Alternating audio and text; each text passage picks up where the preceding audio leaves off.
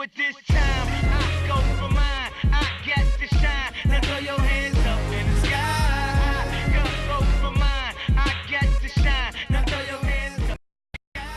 Hello, everybody, and welcome to another This Week in Startups. This is not a bonus episode. This is an early episode. You're not getting a bonus episode this week. You've gotten far too many bonus episodes. How many bonus episodes have we done at this point?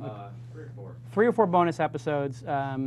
This is our Friday episode, but it's Thanksgiving, so we're doing it on a Tuesday. I am thrilled, absolutely thrilled, that we have Jim Lanzone with us. Jim is one of my old friends. You know him previously as the CEO of Ask.com, or maybe president. I'm not sure what the title was. It was both. Over Yeah, periods of CEO time. and president of Ask.com when they were probably 10% market share, 15% market share. You were the president, right? Even more? No, it was never at that much. Never at that much? I think it was always small. But I mean, even 2001 when I started, I mean, it was already 20 times smaller than the big guys. So right. Yeah. But of course has moved on and was a entrepreneur in resident at, who were you an entrepreneur? Redpoint. Redpoint, of course. And Redpoint, great venture capital firm. Played basketball with the guys over there. Greg, you know Greg from down here? Martin, yeah. Greg Martin, good guy. And now has a new company, which you guys saw at TechCrunch 50, named Clicker. Clicker, like it's spelt, with the E. Do you guys consider... We own both. You own both. We own both, but the inspiration was my family's all from New York, and they you know, growing up, it was, you know, your jeans were dungarees and your shoes were sneakers, and it was the Clicker. That was it the wasn't Clicker. The remote control. Absolutely. So Where did you grow up in New York? that was You were it. in Long Island? I did. I grew up in San Francisco. Oh. My dad's from Ozone Park, Queens. My Oh, mom really? was born in Brooklyn. Grew up in Where in Brooklyn? in Mineola. Do you know? I don't know because it You was got to know this. very, very Brooklyn young. is like saying like Los Yeah, Angeles yeah. is big. Well, and her maiden name was Garvey, so I always would love to imagine I was related to Steve Garvey, but because Yeah. he was from Brooklyn. But you know, we never know. A lot of great people from Brooklyn. And the show has been doing fantastic. I don't know if you guys know this, but 10, 25,000 people watching the show now in the first couple of weeks after an episode comes out. It's pretty fantastic, huh? We've only done 29 episodes. Well, this is the 29th.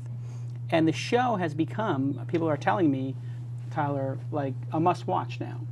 And it's quite incredible buzz in the industry. It's like the number of people now asking to be on the show is getting extraordinary. Yeah. Every week, 20, 30, 40 people asking about the show, and like 4 of them are qualified to be on the show. Yeah. I mean, this is the new thing we get. Like everybody's emailing in, like, "Hey, can I be on the show? I'd like to be a guest on the show. Right. I'm going to launch a startup." Yeah. Quick message: you can't be on the show unless you've done something already. There's not a press release. The show. This is a show, This Week in Startups, for people who have successful startups. People who have done something. If you want to get on the show, you have to do something. If you haven't done something, that's what the Ask Jason section is for. You call in. Right. People are confusing the sections. Right. I'm not asking Jim Lanzone, famous CEO, to call in and ask a question and having GeekStack on as the guest. When GeekStack closes its round of funding and they have a product in the market and they do something successful, yeah, we'll have them on the show. But that's the carrot. People have it backwards. Yeah. Anyway, let's thank the sponsors, because without them, none of this is possible. What's really interesting is some of the other shows out there I saw on This Week in Tech, they're actually using our advertising innovation of thanking the sponsors on Twitter. Everybody knows the sponsors love to hear that you watch the show and that you thank them. It's participatory advertising. It's a whole new genre of advertising I've created. Another Start innovation. a conference for that. Absolutely. It's the participatory advertising conference. So everybody should take a moment to thank DNA Mail. DNA Mail, everybody loves DNA Mail. They give you complete hosted Exchange servers, and you can do SharePoint and CRM and all these other great products, and you don't have to put up the server. You don't have to waste any time. You don't have to have an IT department. You can just hire developers to make your product and not screw around with that, all for $295. And if you're going to have salespeople and all kinds of other professionals working for you, you're probably going to have to get Exchange, because that's what those guys like to use. And they do a great job, and they've been supporting us from the beginning. They also do Google Apps and a bunch of other hosted stuff. So you don't want to host this yourself. Right? Clicker doesn't have like an IT department, does it? Not yet. Yeah, no, and probably never will. And of course, thanks to WebSpy. WebSpy, they've been supporting us from the beginning, and they are a global provider of monitoring, analysis, and reporting software for your internet, for your email. These guys make the greatest analytics software, and you're going to reduce your costs, you're going to minimize your legal liability. This is the kind of stuff that grown-ups use on their networks. If you're a small company, you're going to start wanting to look into this because you want to know what's going across your network. Find out who in your networks may be doing excessive bandwidth. We had an issue at one point. Somebody in the company was using BitTorrent. Can you imagine that? In one of my companies, somebody was using BitTorrent during the day. And you know what happened? Never heard. This wasn't Mahalo. It was another company I was involved in. I don't want to say how I'm involved in it because I would give it up. And then they get a letter saying, you are pirating movies, Company X. Let's call it Company X for now. Because they're not monitoring their network. If you're monitoring your network, you have something like WebSpy, you know somebody's using BitTorrent, and you can go to the guy like, hey, you're at work. Do not be downloading Iron Man 2 at work. Or whatever multi-billion-dollar studio you're stealing from, steal at home. Don't do it at work. So WebSpy will help you diagnose things like that and other type stuff. Ustream, they've been a sponsor from the beginning as well. They do a great job. You know Ustream pretty well. I do. I'm Good on the guys. advisory board. What's that? I'm on the advisory You're board. on the advisory board of I am. Ustream. There you go. This company is crushing it. Brad and John, right? John Hamm. John Yeah, Hamm and the Brad. CEO. Who's the other guy? I remember Brad's last name. Where's Brad's last name? Are they co-CEOs? Every time I hear Brad, I think Childress. Huxtable? Vikings. Huxtable. Hunstable. Like Huxtable, like the Bill Cosby. like Bill Cosby. No, Huxtable. Yeah. What is it? Hunstable. Hunstable. Brad Hunstable. I've been trading emails with him. These guys have been. I mean, these guys are killers. They're doing great. I mean, I think Military guys. they are. West Point. That's what I want. Some West Point people. How come I have no West Point people at Mahalo? Do we have anybody in the military at Mahalo? To the Mahalo people listening? That would be pretty dope if I had some military people in here. I mean, I got some gangsters in here, but I don't have enough military people. But those guys are pretty focused, building a great business, and they're sponsors of the show, which is fantastic. He was just at Diddy's 40th birthday party the other night. Was he So at you're Diddy's? mixing the gangsta and the West Point. I didn't know he was that Ustream was so deep in the hip hop game. Yeah. But of course, you know Ustream. A lot of celebrities are using this, Yep. including Tilla Tequila, who has lost her mind. This is the second Tilla Tequila Ustream commercial we've done. But basically, Tilla Tequila is the spokesperson for Ustream.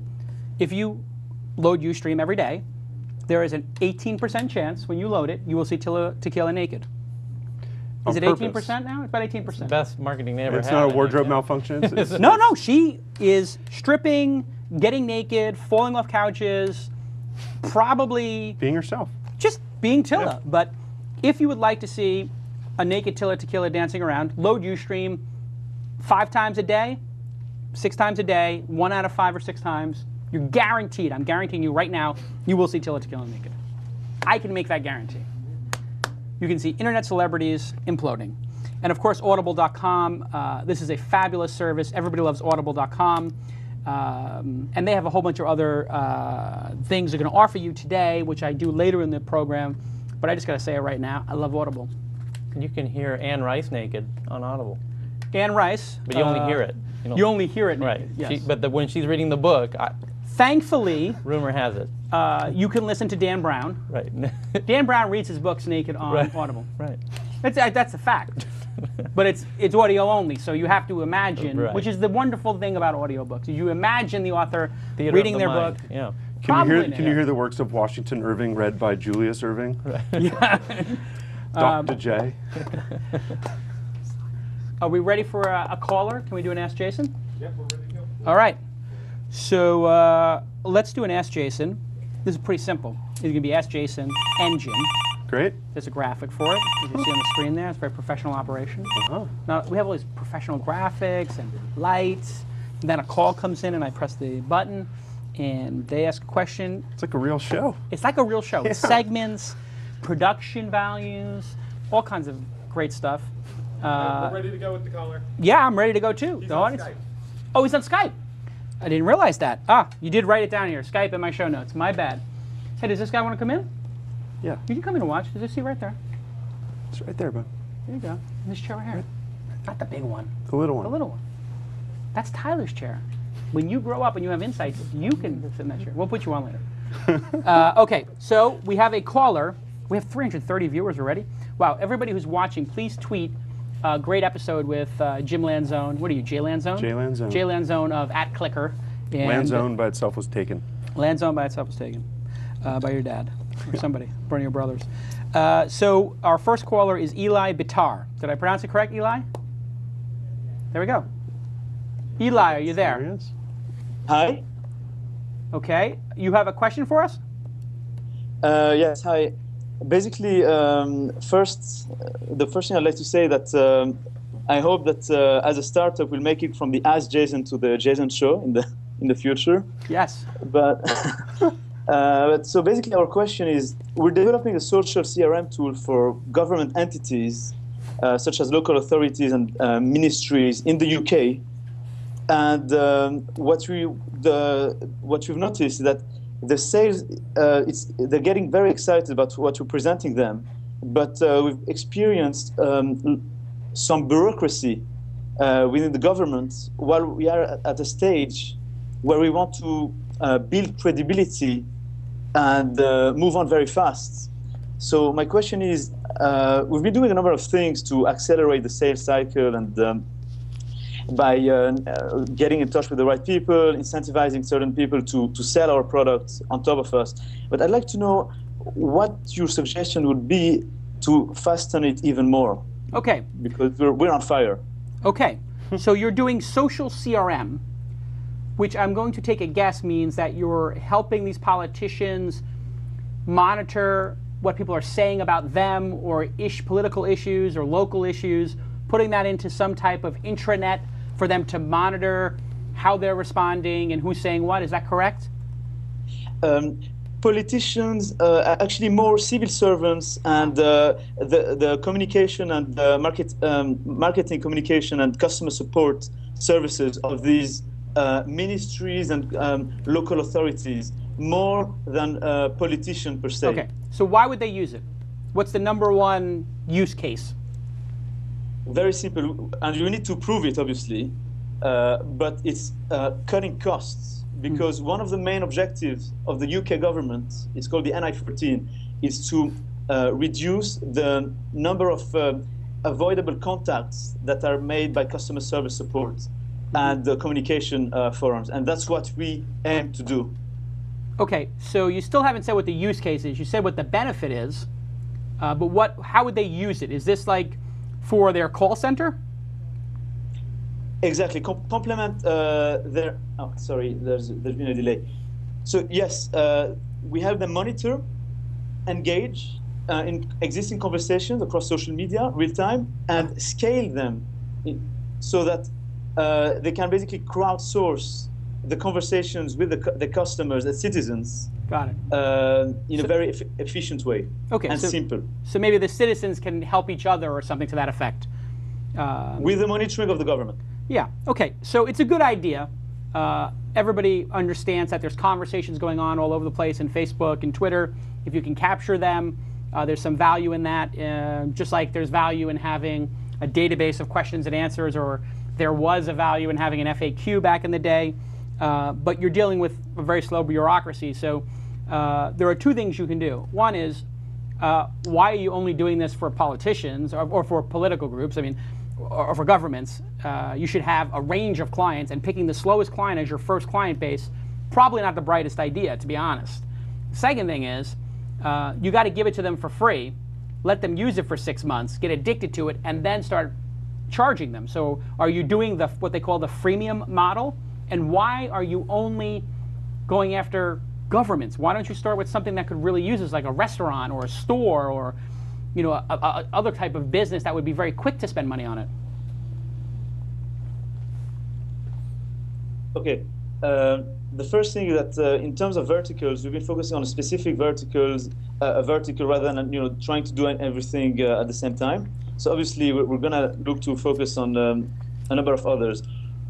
In terms of why choosing something that is slow, why not choosing something that could go much faster, like restaurants or local areas, is that we've been interacting a lot with the local authorities so far and ministries, etc., and making presentations. So it has been slow in a way, true, but our product is extremely adapted to this vertical right now. Okay. In terms of specific features.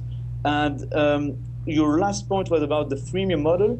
So we do intend, obviously, for them to deploy it on a small scale, for them to use it and get addicted to it. So that's definitely something that we have in mind. Yeah. I think the other thing you might want to consider is something that a company called Get Satisfaction has done and other companies have done, which is if they're one thing you can do is give it to them for free and then try to get them to pay. Another thing you can do is set it up for them, seed the community, and let them take ownership of it later. LinkedIn did this with their pages. Yammer did this as well. This is called, there's no name for this model yet. I'm going to name it right now. The name for this model is, well, we'll come up with that later in the show, but basically, if it's sort of like a street level, your client starts using it, whether they like it or not. You're sort of putting a gun to their head. So on LinkedIn, there's a Mahalo company page, whether I like it or not. I can go claim it. It's claim it to paid. Let's call it that. So there's a Mahalo page there, whether I want it or not. Yammer, you could create a group of Mahalo employees could go create a group there, and then it's up to me to pay to get it. So you may want to just start these groups about the different local services. So you start one about the Department of Motor Vehicles. You start one about the welfare agency. You do one about the unemployment agency. Start them, get them going, and then say, hey, listen, take this over for this fee. And then you've proven it to them. So you might want to try that sort of claim it model. Does that make sense? Definitely. I mean, definitely. It's something that we've absolutely been observing, and it could definitely be applied for us. Actually. Easy E-Boy, one of our super fans in the chat room, says user voice does this as well. He's correct. Jim, what do you think of this business model and going after the government agencies first? No, I mean, I agree on everything from look at things like sports to the preemptive participation model of hosting this for these politicians and then having them almost opt in later. It just seems like, I mean, if you're trying to get the word out, it seems like a no-brainer PR area too. I mean, especially in the UK, I mean, they would eat this up if there were actually politicians engaging their communities. Yeah. And if you do that, you'll have 10 of them coming to you the next day to try to set it up. So yeah, and you got to be careful with this because as some people are pointing out in the chat room here, if you do it too aggressively, you will have what happened to Get Satisfaction, which is they had a little bit of a user revolt because people were like, hey, I don't want you to set up a customer support section for my company, take it down. And they're like, well, we can put it up because it's up to the community if they want to have it or not. And so you don't want to be too aggressive with it. And you want to make it clear that this is not sponsored, it's an unofficial. So you can say this is an unofficial guide to the Department of Motor Vehicles. We hope that they listen to what's going on in here, but we can't guarantee that. So good luck with it. What's the name of the company? Do you have a name for this company? Thank you very much. The name of the company is Crowdsourcing Services Limited, and our current URL, which is not live, is CaseFeed. that's no problem. Wait. .com. Case what? Sorry, CaseFeed.com. Case Feed? CaseFeed? Yes. Okay, that makes no sense. I don't know what that domain means. And the name of it, Crowdsourcing Services Limited, it sounds like I don't know what it sounds like. It sounds weird, like a consulting firm. You're going to want to spend a little bit of time coming up with a great name that's 2 words, possibly, and you're going to want to make it so you have a beautiful logo and it's easy to remember. And it could be suggestive of what you're doing. But you need to work on the name. So look at the great names that are out there for these kind of companies, and you're going to need some help with the naming. It's very important. Okay, great. Yeah, great. Spend time on the name and make it a really, somebody says Lean Gov. That's actually a really good one. It is. Lean Gov, if that's available. Leangov.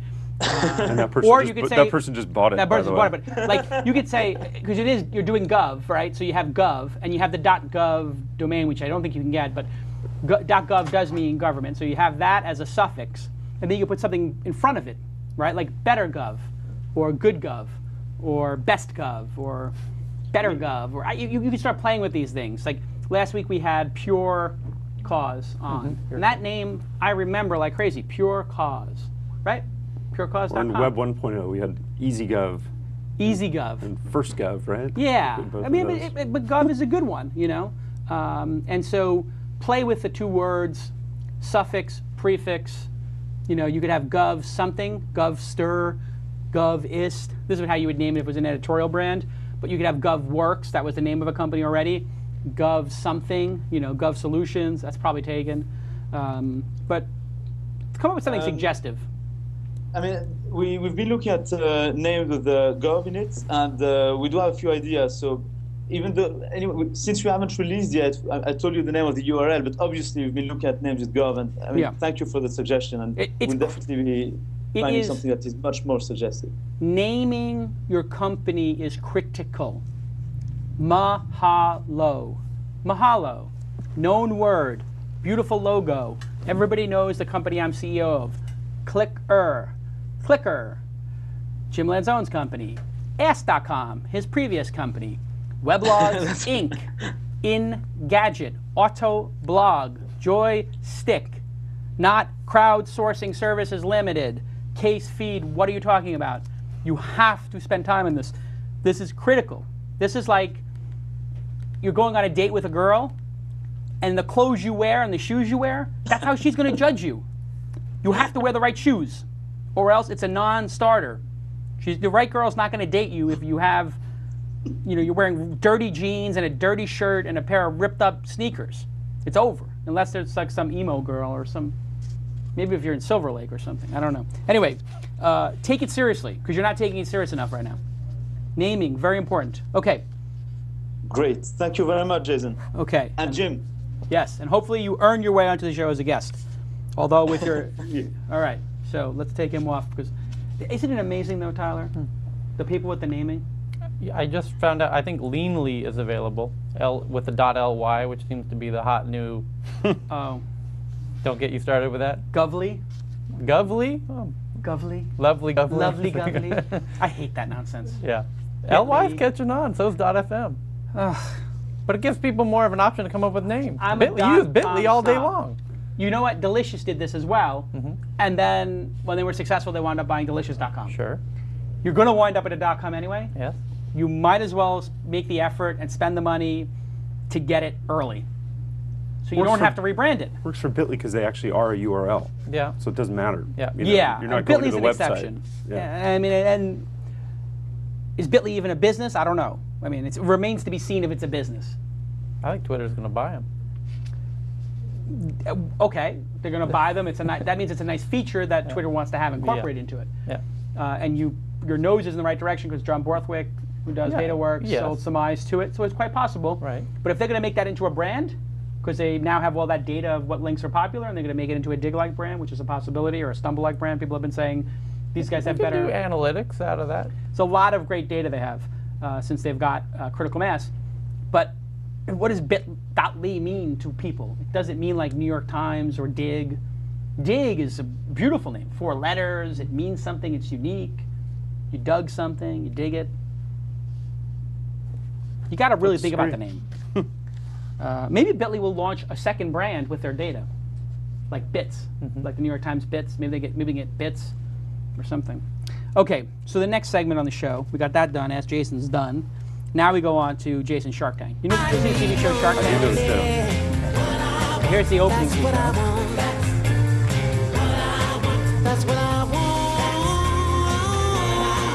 What I want. That's the best picture. That's the McCabe picture. There you go. Absolutely. Yeah. So that they added me to the Shark Tank show. Yeah. Would you have invested in the show? No. the flatulence product? Did you guys see that I didn't one? see it. You know, the old couple pitching the flatulence product. You know what happened? Well, if that's what it's come to. They asked me to be on the show. Yeah. Twice they called. So Tyler calls them to set up lunch or whatever. We'll get together. Mark Burnett Productions. He's such a big shot. So professional. He's got the shows on all these TV. You know what they do? They don't even call back.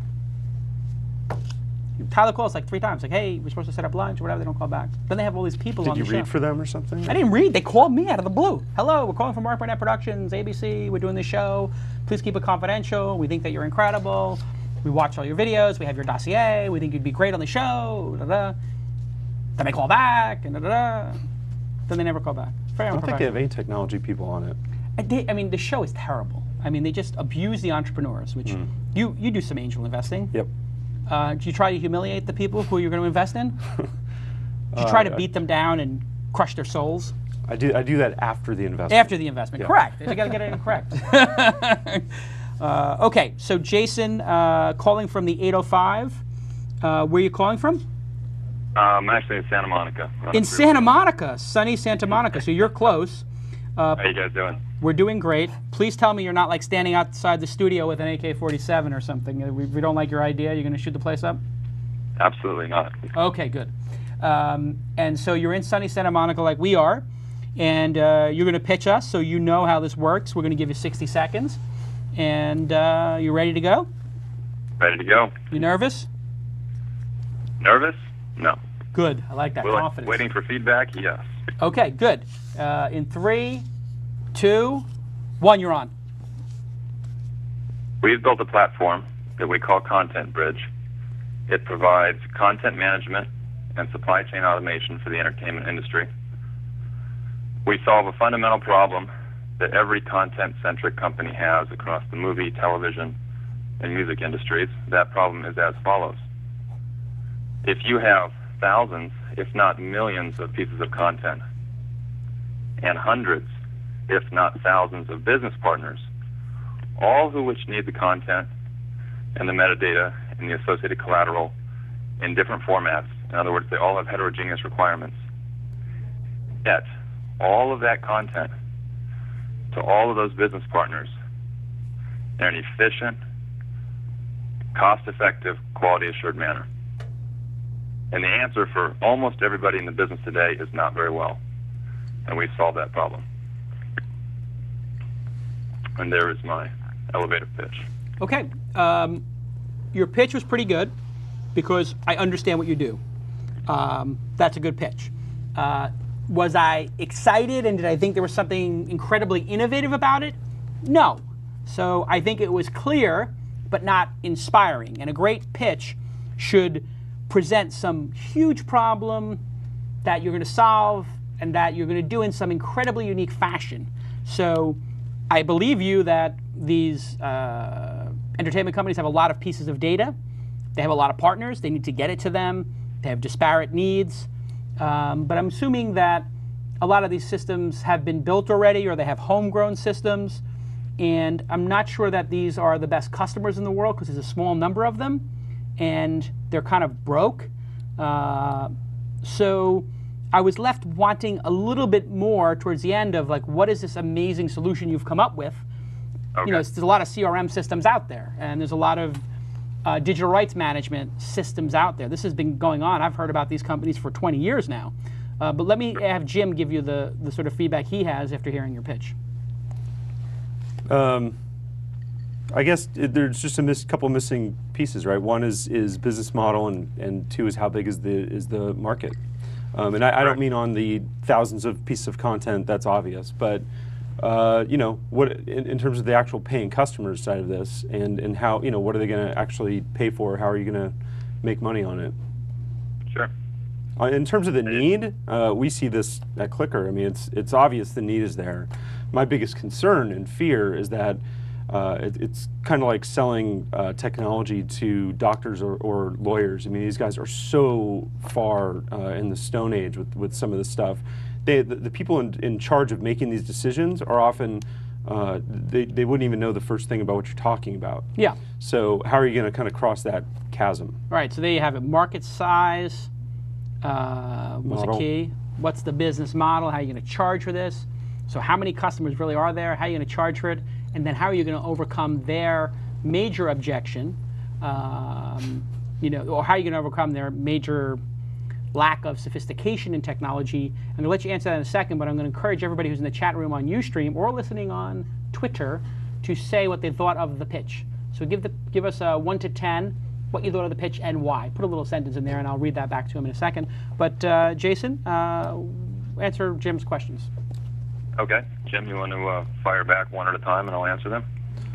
Sure. Business model. Business model is predominantly SaaS. The system, Content Bridge, is hosted at our data center. It's web accessible. So in other words, we source, digitize, quality assure, and ingest our clients' content, host it on the platform. Their product managers access it over any web-enabled device. They can reach into the digital, you know, asset management utility, pull assets out, generate products, distribute them through the supply chain to business and marketing partners anywhere in the world. And what are you going to charge for that? We have two pricing methodologies. We want to price in a way that is normalized to the industry in which we're working. So inside the entertainment industry, there really is the television, movie, recorded music, and music publishing businesses. We're not focusing on book publishing or anything of that nature. So for the movie and television industries, they're used to working with post-production facilities that bill on an a la carte per action basis. Our system has a full audit trail. It's very easy for us to do that. Every time they want to transcode and deliver a particular product, they'll get billed. For the music industries, they're more interested in a fixed cost. They want a scalable, flat rate per whatever the billing period is, call it monthly, based on the number of assets in the system. Did that answer your question? Yep. Yeah, I think it does. What's unique about your system compared to how they do it already? Is there something unique about it? There is a tremendous amount of unique qualities in our system. To give you some tangible examples, UMG, Vivendi Universal, right? Largest music company in the world, about 35% of the market. Also owns Genius Products and is now a theatrical movie releasing company with several thousand hours of catalog. They have a system called HAL, which basically manages sound recordings and the images associated with albums and can transcode and deliver those. Doesn't do any metadata. They had to build a separate system called R2D2 to do that. And they have absolutely no solution for any kind of video.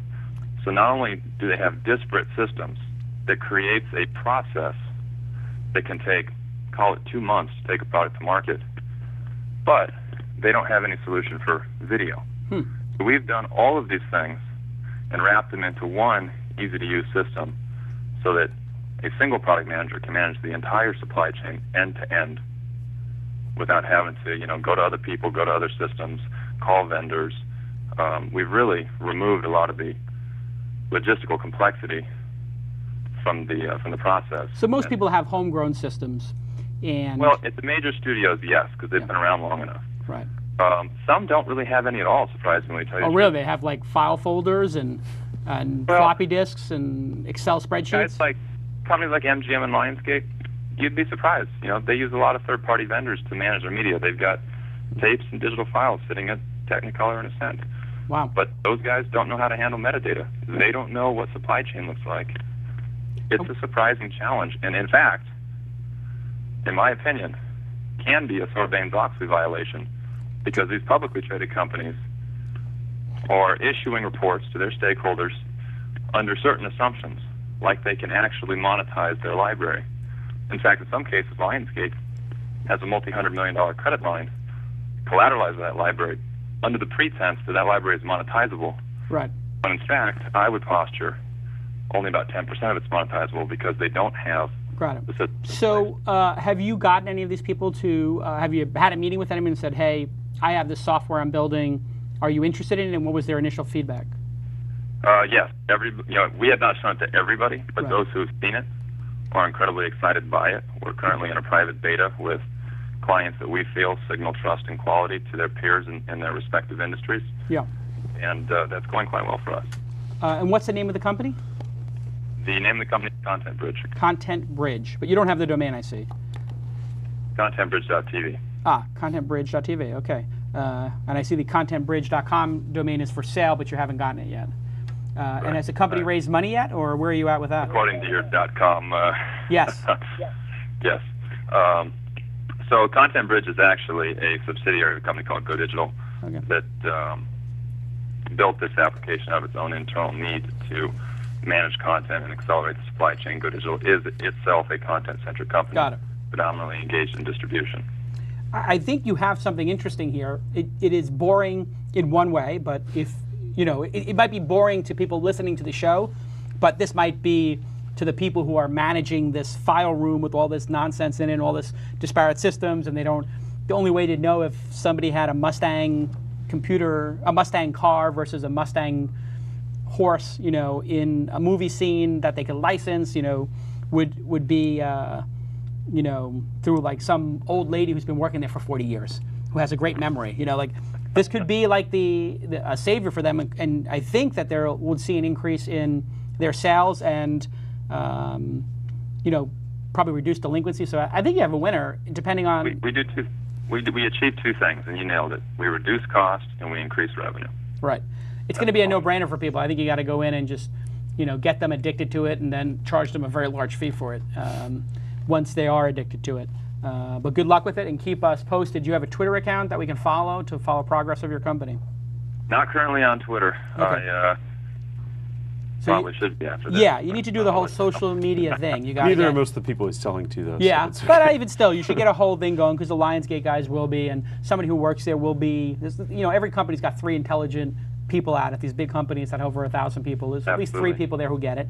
And when you sort of have a good social media presence and you're talking about this archiving stuff and digital rights management, media management, they'll get it. But it looks like you have a good business, and if it's all hosted and whatnot, it could be a money printing machine, especially if they're paying monthly or quarterly. This thing could just be like an annuity and just keep paying off. So good luck with it. Beautiful. Well, thanks for your time. Cheers now, bye. Low energy, boring, but great business, perhaps. long sales cycle. Long sales cycle. Yeah. Yeah. That's the business I would hate to be in. Yeah. I hate any business where you rely on somebody else to give you permission to get stuff done. That's why I fell in love with the internet. Yeah. So, .NET, he could do .NET. That's going to make a big comeback. .NET. Don't you think? Of course, yes. Remember, like Web 1. You'd have to buy .com, .net, .org. Yes. As long as you bought those 3, you were covered. Absolutely.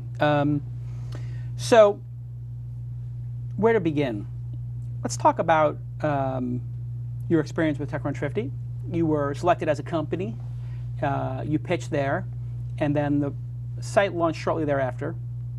How was the whole TechCrunch 50 experience?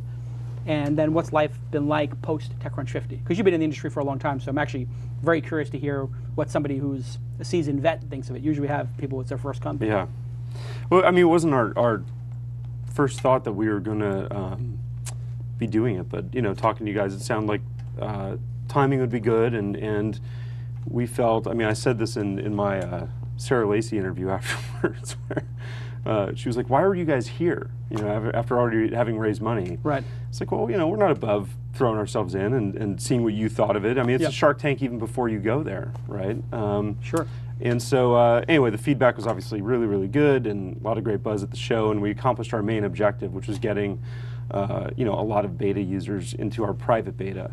Because there's a lot of machine learning that's in our product. So if you use Clicker, the search results train themselves. All the related suggestions of shows. So if you type in Modern Family, a related might be Arrested Development. That's all happening, in an automated fashion. And so, the beta users that we got, which were tens of thousands, as a result of a 6-minute demo, which is the only press we did in the time we were live. So that was. It went so well that I think we'd planned on doing beta until maybe January. But the feedback, a lot of which was through Get Satisfaction, was a huge amount of it was really just praise. It was saying like that they liked it, and a lot of the bugs were cleaned up really fast. The biggest point that we needed to improve was the playlist function, which is kind of like the TiVo function of Clicker. Right. And we did that, and so it was 58 days later we said we're going to open the doors and go. Yeah. So we skipped private beta and went right to public. For the people who don't know, I'm going to pull up Clicker here on the screen. What is the elevator pitch? Why Clicker?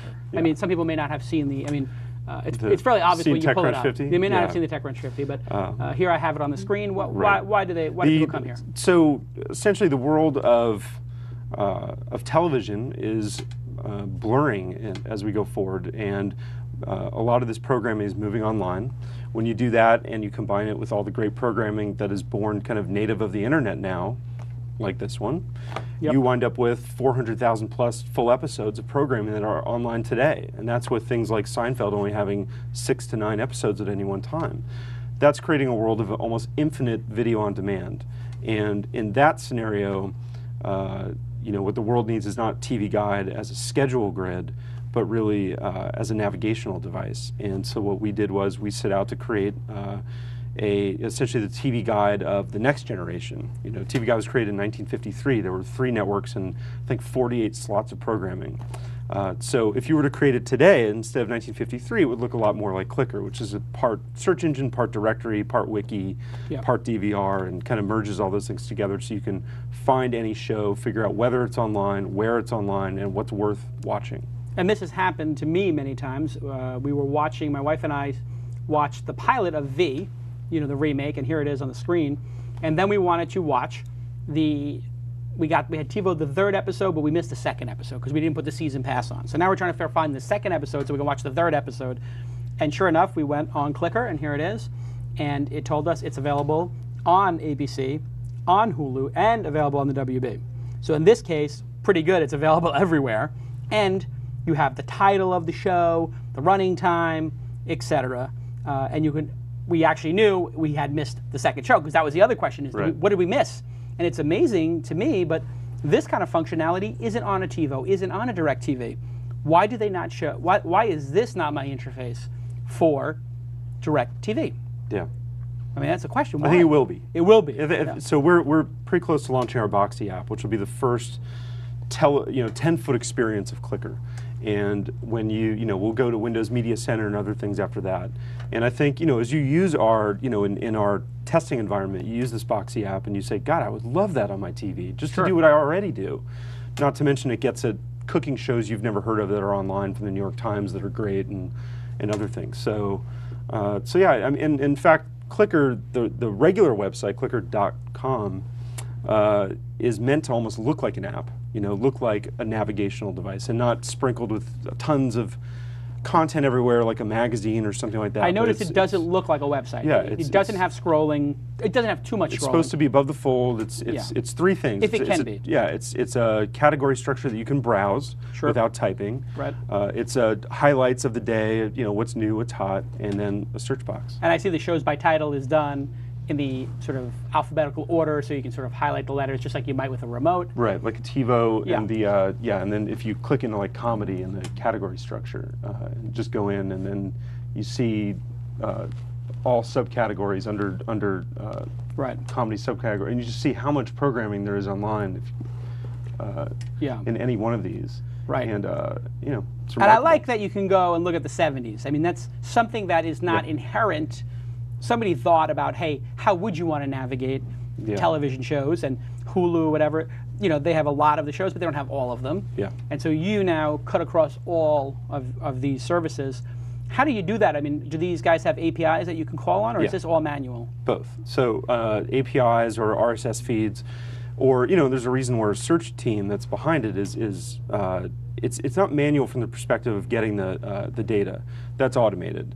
What's manual is saying, well, who do you want, and identifying sources. And we learn from that in an automated way. But you say you want the New York Times, then you set up technology to get the data from the New York Times and maintain it and stay on top of it as it changes, which is actually a really big thing. Seinfeld's always a great example of the problem online right now. You want to watch Seinfeld. Well, first of all, it's not on NBC, which is where you would think to find it. Right. It's on TBS. And the reason it's on TBS they own is the rights. They own the rights. And then they have 6 to 9 episodes that go on and off online every couple weeks, and you don't know when, and you don't really know why. Right. So we stay on top of that. And there's just an incredible number of shows where that's the case.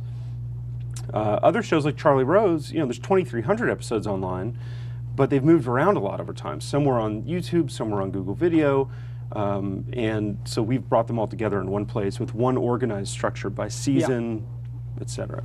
And lest anybody think that this is all, Battlestar Galactica and Seinfeld, if you go there and type in Calacanis, all of these shows that I'm looking at, Dog and Pony Show, Ask Palpatine, Intruders, Business POV, TechCrunch, Shiny Media, and even This Week in Startups is in there, and Chris Pirillo's show, these are all web-based shows. Yeah.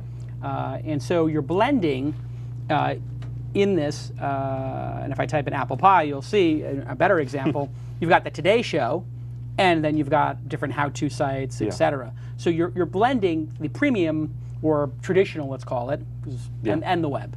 So we call it broadcast and then broadcast quality, or TV or TV quality. So if you say the long tail, I think that gets too noisy to be something you'd want to watch in the 10-foot experience. But so I call it the head, neck, and shoulders of video content. What you almost would call programming, right? As opposed to some cat video or excerpts and clips, which we don't do. Right. So instead of typing something into YouTube where you're going to get some knucklehead laughing into their camera and it's just it's too much noise, You're saying let's skim the cream. Let's do the fat part of the tail, the mid tail, and maybe we'll leave the long tail to Google, YouTube, etc. And actually, this gets more important for the next 5 years because you already see narrowcasting happening on cable. And what cable companies will tell you is that the top 30 channels are really the only ones that are watched with any significance. Right. But there's 150 of them, right, on DirecTV or whatever. And so you have hunting channels and things that are pretty niche. But you don't go so far down as having an archery channel. Right. But in the future you will, because it'll be online. And these programs will be very well done, right? Sure. We have Charlie Rose. This show isn't online yet, but it's because it's tailored to entrepreneurs. It might be a little more niche than might have its own cable channel right now. Right. But it's a legitimate source of premium programming. And so we have over 1,200 categories. And these things are just going to explode, I think. I mean, I remember the early days of search. One of the arguments against search engines and why people started moving away from investing in them before Google was the argument that you would bookmark your favorite sites and always go back to them. So and why not would you search need the engines, search engine? Yes, right? you've got already, Right.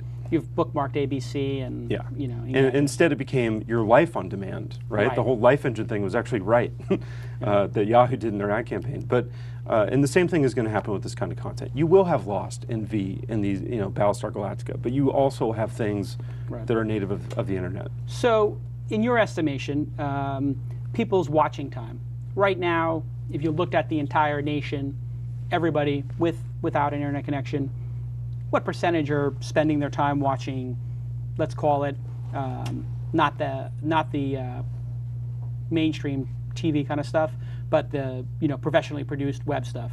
Is that 2% of the television watching? Apparently it's now 25% have watched premium programming online. Right. So that's watching premium program. What I'm saying is, if of Americans, what percentage of their time is non-professionally produced, but non-professionally produced, not ABC, CBS, cable channels? Is 5% of their overall? Overall, right? Yeah, I it's mean, you have probably less than YouTube. 10%. I think the average amount of YouTube time, has the average, so much time people watching. but they're short, right? Yeah. So they're all like 3-minute videos. Okay. So the number of videos is high. The amount of time on an individual website is still 10 minutes. Right. So and that's even Hulu, which will host major 30, 60, 2 hour long programs. Sure, they have movies on there. Yeah. But I saw an interesting stat, which is that the average amount of time the average American watches television is now 4 hours and 50 minutes a day. So it's 4 actually hours and 50 minutes a day. Yeah, it's actually and you sleep for increased. 8. So it's increasing, but it's not necessarily increasing on a television or delivered over a cable or DirecTV. Well, it won't. People say, well, where are people going to have the time to watch all this stuff? Right. And the actual answer is no, you're not getting more time in the day, but you are getting more time with access to watching. So Sure. it's going to be Starbucks, free screen, it's going to be in your hand, it's going to be right on Ripple TV, it'll be on your computer, and now it's on Virgin, right? It's on the airline. I mean, and actually interesting on Virgin, you go through the stations, and Boing Boing has an entire channel now. Yeah. So you get to channel 9 or 10 on Virgin, it's all Boing Boing, and I went back and forth on the plane, I saw 5 people watching it, 10 people watching it. Well, I was walking to the plane, I saw the people watching video on their laptop. I saw people watching Hulu. I was watching Between Two Ferns on Funny or Die. Yeah. So it's interesting. The Hulu not so good on the Virgin. It slow. Skips a little bit. It took a little. Well, the go-go connection is slow. Yeah. So in your estimation, the television industry, is it screwed, or is this like an incredible renaissance? People are having a hard time with all these mixed signals. DVD sales plummeting. The number of hours watching video increasing, YouTube booming, original content production on the web increasing, shows like This Week in Tech, Boing Boing. So you have all these signals of quality there, all these other devices like Boxy over IP. What is the net of all of this? Is it going to be a lot more programming, the end of professionally produced, a lot more produced for a lot less? What can people expect?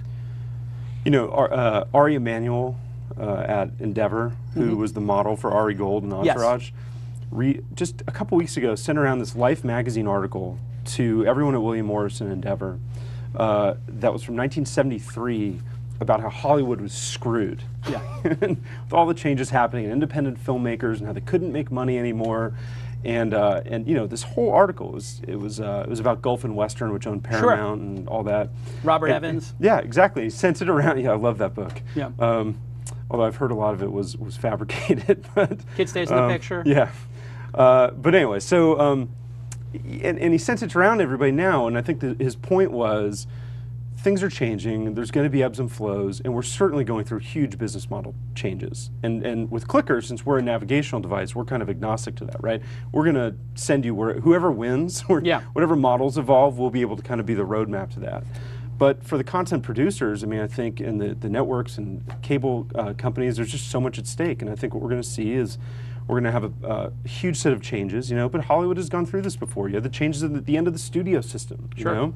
And so I think it's going to be that seismic, but at the end of the day, you're going to wind up with huge amount of programming being created, huge amount of choice. It'll be better in a lot of ways. It seems like it's going through a renaissance because of the TiVo, because you can actually watch a story arc over X number of episodes, where a lot of these TV shows, if you missed, you know, one episode, 2 episodes of Sopranos, you just were lost. Yeah. Now you don't have to miss anything. Well, and they just now have stats to track what TiVo is doing. Yeah. And what they're finding is that whereas they thought it was the enemy, right, they all now are realizing how much traffic they're getting from TiVo. It's unbelievable. And it's kind of by show, right? It's not every show that gets this, but Flash Forward, I think, was the example of a show that was getting, you know, the ratings weren't necessarily where they wanted them to be, but when they factored in TiVo watching, it just was extreme. Right. So yeah, I mean. And if you miss a show, you can do it. So it seems like the writers are able to do more complex things with the show, which then makes the content more rewarding. So you couldn't do a show, you had to do these one-off shows in the past that were, you know, if you miss an episode of Illustrated Blues, the next one is going to be pretty much standalone. There might be some threading. But the threading now on a show like Lost is, you know, multiple season arcs, you know, episode arcs. I mean, incredibly detailed. Yeah. It's phenomenal. It doesn't have to cost as much money necessarily to be good. I mean, which Star Wars is better? The one that cost $6 million or the one that cost $200 million? Yeah, it's pretty obvious. Right? Yeah. I mean, it looked better with the models moving through space than when they were cartoons, right? And It's Always Sunny in Philadelphia was videotaped in their apartments and then sent to the networks in FX, who then bought it and they turned it into a show, which is still cheap to produce. Yeah. And I think, you know, so it doesn't. It's not that we have to spend $400 million to make Avatar or whatever, G.I. Joe or whatever. I had the Blade Runner box set, the final cut, and I got this 55-inch LED TV that Alex works on a show here just installed, and it's incredible. The film looks better than any science fiction, any special effects in the last 10, 20 years. Right. And this film is from 1983. It's not even close. Not even close. Doing models CGI was like the worst thing better. that ever happened to Avatar, I look at Avatar and it looked like Call of Duty or some game. Like, it doesn't look like a movie to me. I agree. Crazy. Somebody asks about international. You have a big opportunity. You're getting some traction here in the U.S. Is this going to come to Australia? J.W. McGregor asks. So definitely international is top of the roadmap. The first place will be the UK. Yeah. That was at Ask. It was 40% of our revenue. It's a great market, and so we definitely will cover that off probably first, with other English-speaking countries being second. So Canada, Australia. Yeah. And I think Europe happens before Asia. Sure. Especially like Japan, if you look at that, you know, they're still using directories more than search engines, and they watch 6 stations of television. It's just a different market. And then on the other hand, they pay, what do they pay for Nico Duga? Like $10 a month to. Do you know what the site is? No, Tyler. Yeah, you know what it is. It's where the text goes by on the screen. The comments are in real time. Oh yeah. They're all commenting. It's almost like pop-up video, but over any YouTube video. People pay a subscription monthly fee to do that, and yet they only watch 6 television networks. So we'll probably go Europe before Asia, but English-speaking countries are a priority. So these devices like Boxy, and there's another one. What's the other one that Hulu kept blocking? Was it Boxy? Boxy was the one. Boxy's the one. Yeah. So now Boxy is software to run on a Mac Mini or whatever that gives you a nice 10-foot experience. It's like an operating system. Like an operating system. And now they have a device coming out? Well, they're not making it, so it's a big. I mean, the thing with Boxy, and they have a great following. They already have 1,000 RSVPs for their party next week for coming out of beta, because it's an open source community. Yeah. People can build, and so there are 2 companies I think building boxes for Boxy, which interesting. Is named Boxy, but it I think stands for the unboxing in a lot of ways of this stuff. But and I think Boxy is a great early stage example of, you know, of where things are going to head. Today, somebody could buy a boxy unit, put it on their TV, and have more than enough choices of television to watch without getting cable or DirecTV, correct? Kinda. So Hulu blocks them. But there's got to be a workaround. They keep playing that cat and mouse game. Well, there's not one. There's not a workaround to play it in the boxy player. I mean, what they're doing is then sending you to the Hulu website. Why are they doing that? Why is Hulu doing that? Right, because they're trying to do deals, or is it that they have already deals with their cable providers? It doesn't make sense to me. So I mean, I think it's the fact that this content, they're owned by these networks, but their content is controlled upstream from them, and they have certain rights they were granted when they were created as a startup to distribute this stuff, and so I think pretty accurately it violates the terms of that. Now, should those be the terms, or were they created kind of pre-enlightenment of this stuff? And I think we're probably in the early stages of enlightenment still. So it's a contractual issue. It's a channel conflict based on some antiquated contracts, because when they click and send you to a website on Hulu, there's a full screen. Right. So basically, they just make the user hit the full screen button. Well, is that correct? Well, but it was. I think the boxy issue was done with the idea that it was taking you off the web. It was essentially a cable cutting device, which Avner's who's the CEO of Boxy, his picture on Twitter is him sitting over a crushed television with a baseball bat. I mean, I mean that's what he represents. So maybe not a great way to embrace the. Well, I think what he means is it's actually just freeing us of the restrictions of the past 50 years, and it's definitely looking ahead.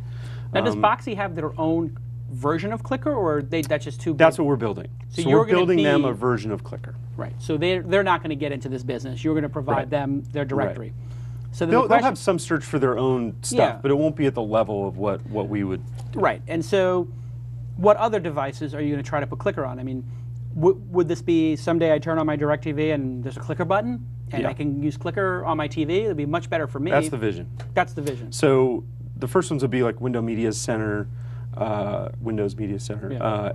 PS3, things like that. Then going the other way, there's going to be a version of Clicker for the iPhone. And in that case, you have to have some changes to our database, because you want to get things that are only watchable on the iPhone. You don't want to see the whole catalog. Right. It's going to be some subset. So we want to be wherever. But on an Yahoo Android widgets. Phone, you'd be able to watch anything that's available. Sure. Actually, no. You have the Android, or what do you use? iPhone? I recently held. I have the iPhone, but I recently held the Droid. It was It's heavy. It's very heavy. I have the Droid. And I hate typing on it like this way. It's a little bit weird, the typing, but better than typing on an iPhone. I have to say though, after using Gmail, Quick, the streaming video, and Foursquare, and Twitter, it's a more enjoyable experience than an iPhone for those applications. And those applications are 80% of what I do on my phone. And surfing the web, much better experience. And Verizon, much better experience than AT&T, which is a bit of a disaster, their network. Overall, if I have both devices with me, and I carry a BlackBerry iPhone and now Droid phone, I carry 3 phones, I am going to my BlackBerry first for email, because I know it's going to be loaded, and then I go for all web-based and other stuff to my Droid. Just happened 3 days ago. But are you doing that because of Verizon, or are you doing that because? Well, that's a question. I mean, AT&T is just. I don't know what happened, but it went from bad to worse. Well, that's because the iPhone people have, they use so much more bandwidth. Yeah. But this Droid, I have to say, for Foursquare and for Twitter and these other applications, surfing the web and Gmail, it's so much. It feels so much faster than an iPhone, and has the same processor, from what I understand, the same processing power. But I guess the operating system is lighter than the iPhones, and the battery lasts twice as long, it feels like, than the iPhone, because iPhone battery lasts, 17 minutes? The new one is worse, yeah. It's a disaster. The new one lasts like 17 minutes. You raised $10 million for the company? $8 million. From Bill Gurley at Benchmark and Jeff Yang of Redpoint, who was on the board at Ask. So I was. Interestingly enough, Jeff Yang, great VC. Yeah. Terrible poker player, lost at least $1,000 at the Wall Street Journal D poker game. You've played poker with him. Part of it was from me. Yes. He's a terrible poker player, correct? To his credit, earlier that night, he saw me get skunked out completely by Dave Goldberg. Goldberg was a shark. Who had 4 sevens. Right. I mean, just come on, quads. I had a great hand. Just quads. But is that all he had? Yeah. Just quads? Yeah. But Jeff, I think, really thought I slow played him, and I think he thought I didn't know what I was doing. Right. Like many VCs, overplayed his hand. Yes, no, great guy, terrible poker player, but we love him. But he was an original TiVo investor, and Redpoint was in Netflix, and so they've they've gotten in, I think, at a lot of the things that are causing disruption. So an $8 million first round. A year ago. Which is pretty respectable. Yeah. And actually, did you do it before the financial crisis? Was it before? It was right at the financial crisis. Oh, so September. It was October, Oh, late October. October. Great timing. Yeah. And so did that impact the negotiation and raising the money, or they? No, it was kind of. I mean, I think we were atypical in that. Actually, Dave Goldberg and I wound up originally brainstorming the TV guide for the web idea, and I wound up pursuing it. He was doing SurveyMonkey, which is just killing it. Yeah, top 100 site. Great business. Well, even not just the traffic. I mean, it just the revenue. It's crazy. Yeah. And so I was in a meeting for a school board I'm on. I'm on the board of a school in Brooklyn, and this other guy was from an accrediting agency, and he's like, "Yeah, you could just do a SurveyMonkey for that." And I was like, "Really? Like this is like an educator." One of the biggest things in education is doing surveys of parents and whatnot. They all use SurveyMonkey. Yeah. They pay for it.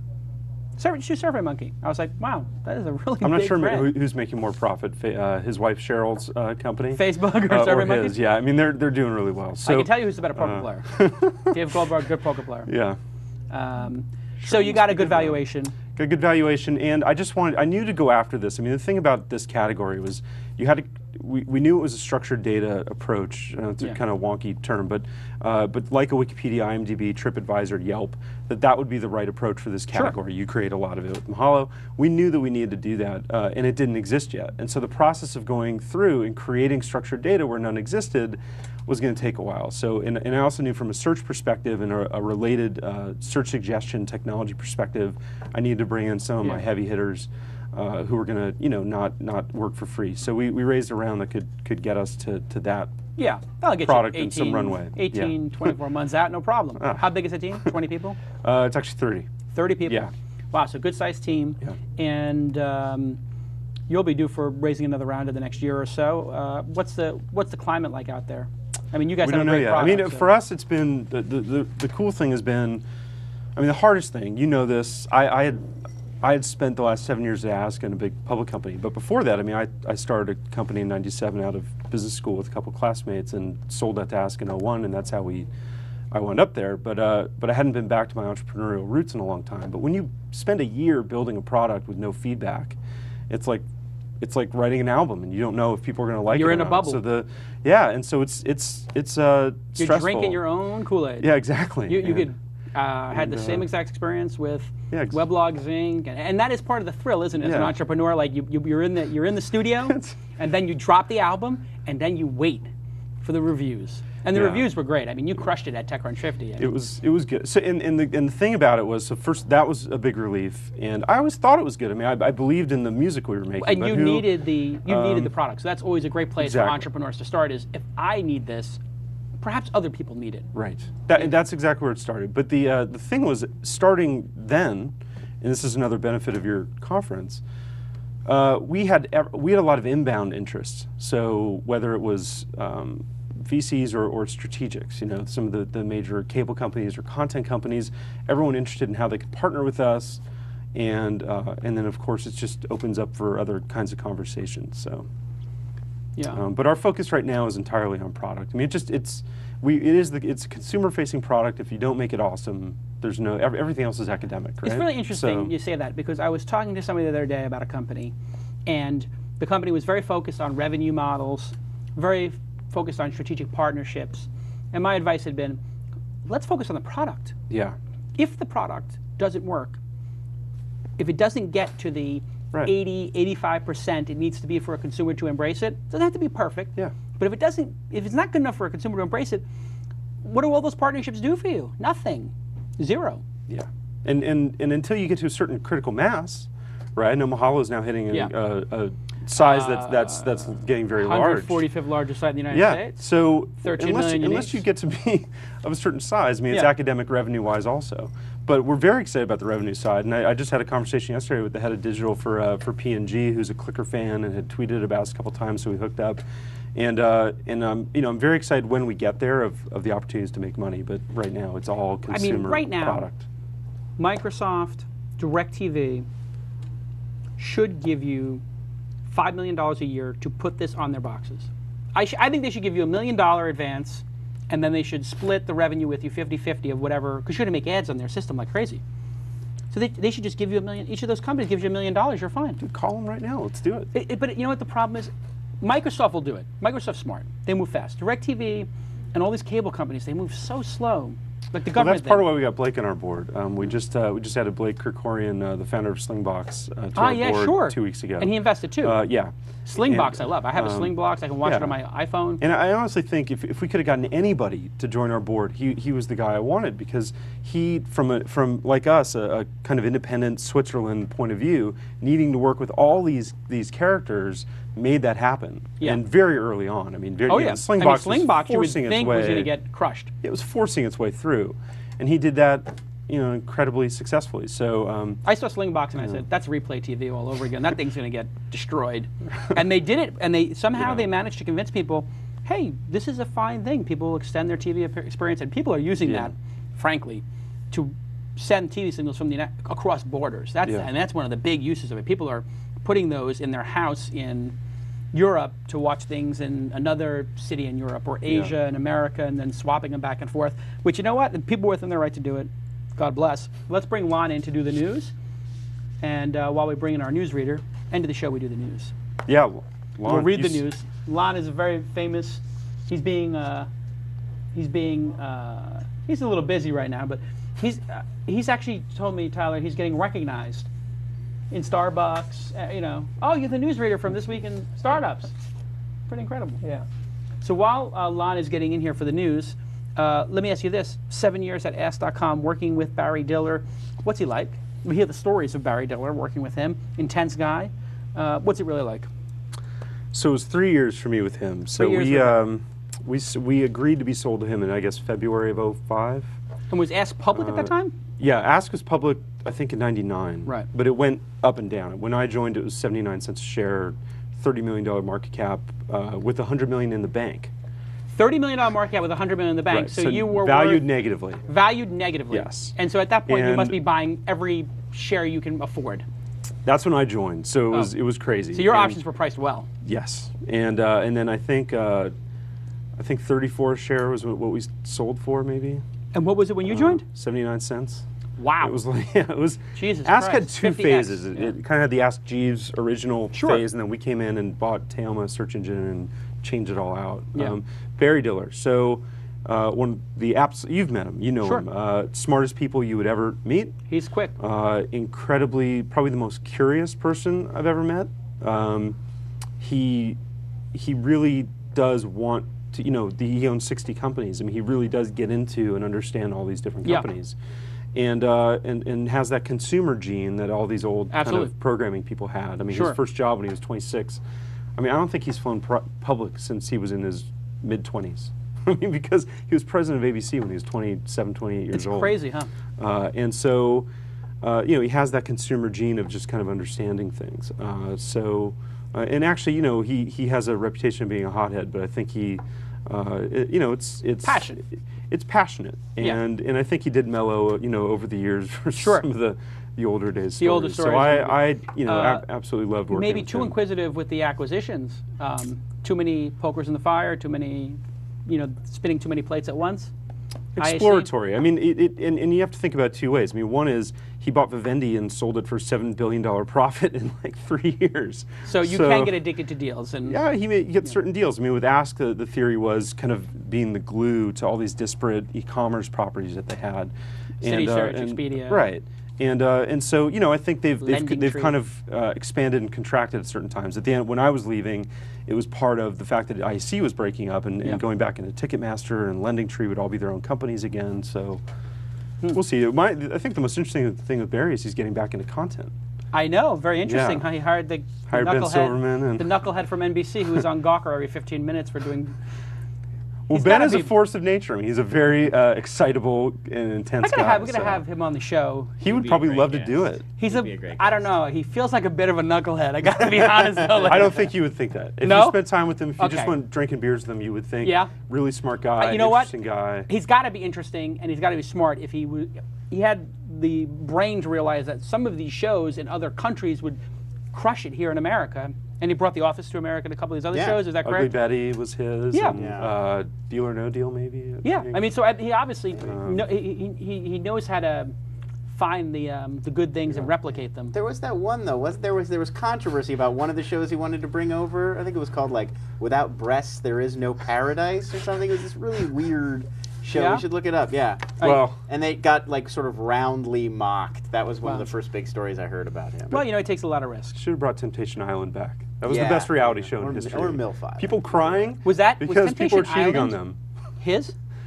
That was Fox, wasn't it? Temptation Island. I don't I know. don't remember. Whatever that was, that was was on so Fox. That wrong. wasn't NBC. It was wrong, but it was Wrong, It was a but train wreck, delightfully and a wrong. train wreck is what reality TV is I all have about. my own reality television show I will be producing, and I'm not afraid to say it right now. Really?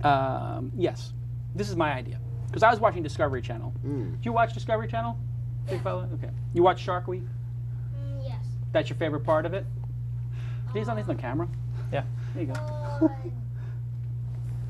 That's you, right? Don't in the watch corner. yourself. Don't worry, don't watch Look at- yourself. look But at the cat. you watch Shark Week, correct? Yes or no? Yes. Okay.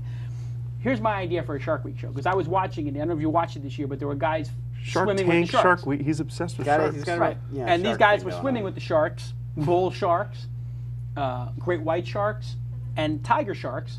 These would be the dangerous sharks, correct? Yes. And they're swimming with them without a cage, which would be what? Very dangerous. And also stupid. Okay. We don't So- say that word. Oh, we don't say that word. It would not be an My intelligent. baby sister. Yeah. So it would not be an intelligent thing to do to swim with these sharks. Ill-advised. Ill-advised to Ill-advised. swim with bull sharks, tiger sharks, great white sharks. Yes. So I'm realizing if these guys are doing it anyway, I've got a great idea. Why don't we have them do it for prizes? And so we take two boats on either side of, you know where the sharks breach and they hit the seals in South America? yeah, right. They go right up in the air. We put two boats, right? You put a guy on each boat, and at the same time they jump off into the water and swim to the other boat. If they each, whoever gets there first gets $10 million. Whoever gets to the boat next gets nothing. And Probably dies. you could get killed as well. Both of them could be eaten. So maybe you don't even have to pay the $10 million. Would you watch the show? No. You wouldn't watch it. He's okay. looking at me because he's scared that he might not be Yeah. allowed to watch a show. Oh yeah, you probably that wouldn't involves be people allowed to watch getting a eaten show. by sharks. Well, they might not get eaten, but I mean, basically, I'm building off the fact that they've already got people swimming with sharks that are Right. very dangerous animals. Yes. It's a very dangerous trend on Discovery Channel. Well, I think it's that you know they have people who are showing them how to swim with the sharks. Right? They're not just throwing people who aren't trained there. I know, but nobody should be swimming with a bull, No, that's true. tiger, or white. I mean, I understand if there's a little lemon tip or a nurse shark and it's this But big. if you're at the surface and you're like flipping around and look like a fish, you're more likely to get bit than like. If and you're these guys down were on the there low. surface, and then they would go under 10 feet and be with the sharks. Anyway, It's not a good idea. I wouldn't suggest anyone do it. anyway, this is going to be my show. It's a good idea. It's going to be the I- greatest. I I, would could do. watch that. This is going to be the greatest show, but pay-per-view. Who would host it? That's the question. You would, Me. Would you? You know what the host it? sad thing Absolutely. is? There are people who would actually go on that show Oh, sure. I because guarantee they just you I will want to. They have- just want to be on TV. I will make it $100 million. Whoever gets first, Wow. $100 million. Whoever comes in next gets a set of steak He's throwing knives. chum in Well, the there's water. the question: is do you want somebody who'd be willing to do that to then have $100 million? Absolutely. A lot of damage. No, they're going to waste it in about Yeah, three somebody with months. There'll be 100, I Brewster's don't know. Millions. This is why Death Race 2000 actually will eventually This is, happen. what was the? Yeah. What was the? Was it the Running Man?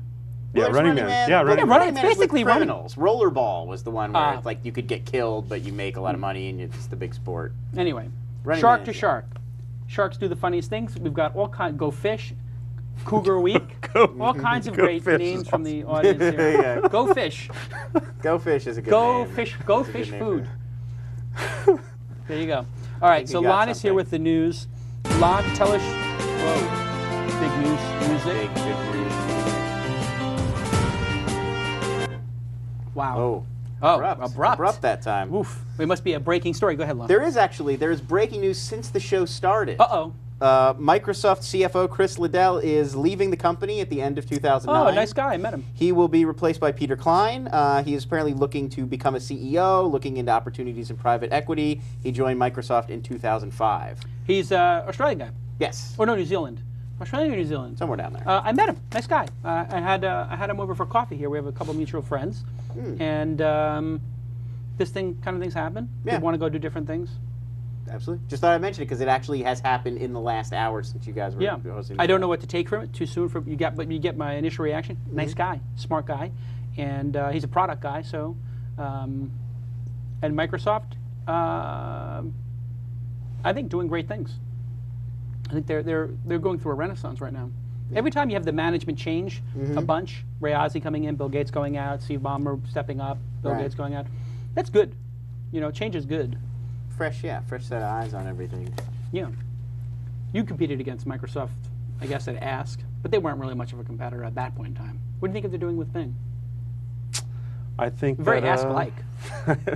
I've gotten in trouble with this one. Yeah, I think, look, I think it's absolutely the direction that search needs to head. I mean, a lot of it is what we had done at Ask previously, but that, you know, isn't really on Ask anymore, and I think it absolutely was the right way to go. So, Yeah. you know, Well, more power to them. Ask right now is basically 10 Google links with twice as many, you know, sponsored links. I mean, they're just basically trying to make as much money as possible from it. I think From what I can see.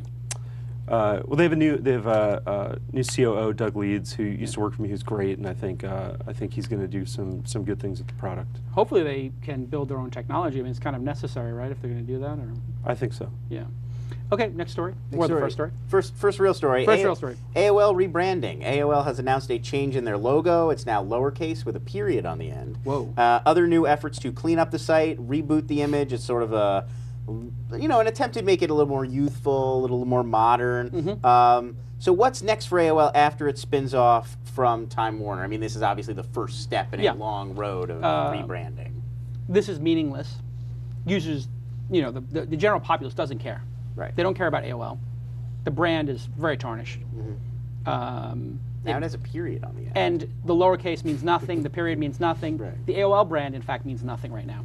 But they do own some of the brands. I brought them and other brands that were there, like MapQuest, MoviePhone, Engadget, Autoblog. So those things have tremendous value. So the AOL brand will actually go away. They will rename that company in the next 3 years, I believe. That would be my guess. They do this kind of window dressing stuff because they're having an IPO. So they want to have a fresh look. Why not do it? I don't blame them for it. Right. I think their stock price will crash in the first 6 months after it comes out of the gate. Set very low expectations. And then they will start buying a lot of different interesting things in the marketplace. And they will grow and become, they will remain one of the top 3 or 4 ad networks, ad properties in the web. So I think they're going to go through an incredible renaissance after a 6-month dip, and that's when I'm going to buy stock. I'm not going to buy it at the IPO. I'm going to wait for the crash. I guarantee you it will be trading at 50 cents of whatever it IPOs at. If it IPOs at 18, it's going to be trading at $9 over the next 6 months. 9 months, because there's so much bad news that's going to come out. All of the subscription going down. Right, yeah. And all of their revenue is tied to those subscription people, still to this day. Yeah. And they have to learn how to hunt for traffic. And as part of the Weblogs Inc. acquisition, we earned our traffic. We didn't get it from the homepage. And when I went to that company, I'm not speaking out of turn here, this is all pretty much public stuff, you know, the people who were there were very good at asking the homepage to send them traffic. Right. And that's how they believed you got traffic. But on the web, we know we have to fight to get traffic. You have to get it from a referral like Dig or Reddit, or a link from a blog, or a link from the New York Times. You got to get it from SEO. You got to get it from an email, word of mouth, viral marketing. That's how you get traffic, or you pay for it, pay per click. You don't ask somebody who runs the homepage. So I think that whole organization has to switch to how the rest of us get traffic on the web. And they're learning that. And I think they've got a tremendous leader in Tim, who's a great salesperson.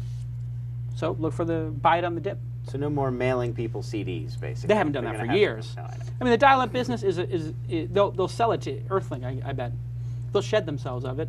If they get rid of it and they keep the traffic, then they take these brands they have, and that's the future business. The future business is as a micro content company, and as some people have very graciously said, you know, it's basically the Weblogs Inc. model now. They're going public on the Weblogs Inc. model, which is micro publishing. Right. What's your thoughts on AOL? Well, I mean, I think you're right about Tim. I'm not sure that they have. I think what they did is they evaluated their assets and they said, this is what we need to do. Yeah. I think the multiples of content companies make it tough to make that a boom stock. And I think shedding themselves of all this and some of the decline also means that they might not have the leverage to do as many acquisitions, since doing good ones, meaningful ones, are either expensive or you have to have a lot of foresight to do them early. Yeah. But John Broad, who's leading the ventures group, actually was part of a company we bought at Ask in '04. AOL Ventures. He's leading AOL Ventures. John Broad is his name, Broad. B-R-O-D. And he was running Patch. Yeah, sure. Patch is the it was local before, thing that never right, went anywhere. Right. But he, well, it was still starting out. It was still starting out. Right? He was part of I1, which is what we. Oh, sure. What we wound up buying in '04 because they had all the toolbar promotions and toolbar traffic. Yeah. So he's a hustler. So he knows how to get traffic. Absolutely. New So Yorker, he's responsible hustler. for shedding the assets that they're selling right now. Yeah. And you remember, I mean, they have people like Tony Conrad and smart people who are Yeah. in and around the business still, and I think. Yeah, You know. it's going to be interesting to see what they do because I think they have a great salesperson at the head of the company. They have some great assets. They will have money, and they'll have a currency. Those are all great things to have.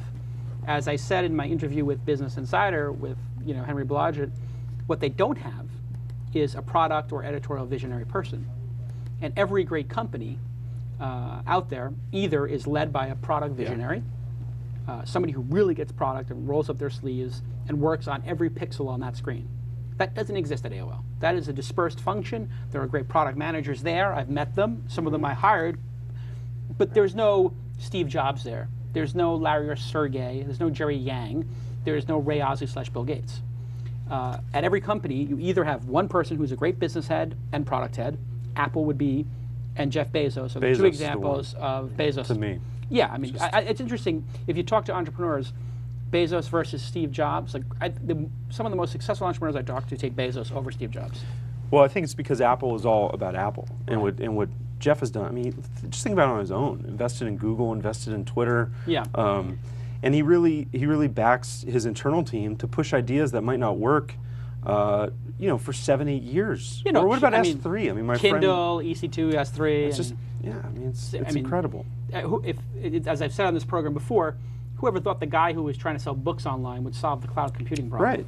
I mean, that's embarrassing for IBM that's and why Microsoft they're doing and so Google. well. Google, yeah. Can you imagine Google can't get cloud computing to the public, but the guy who sells books, the guy who sells books gets it done?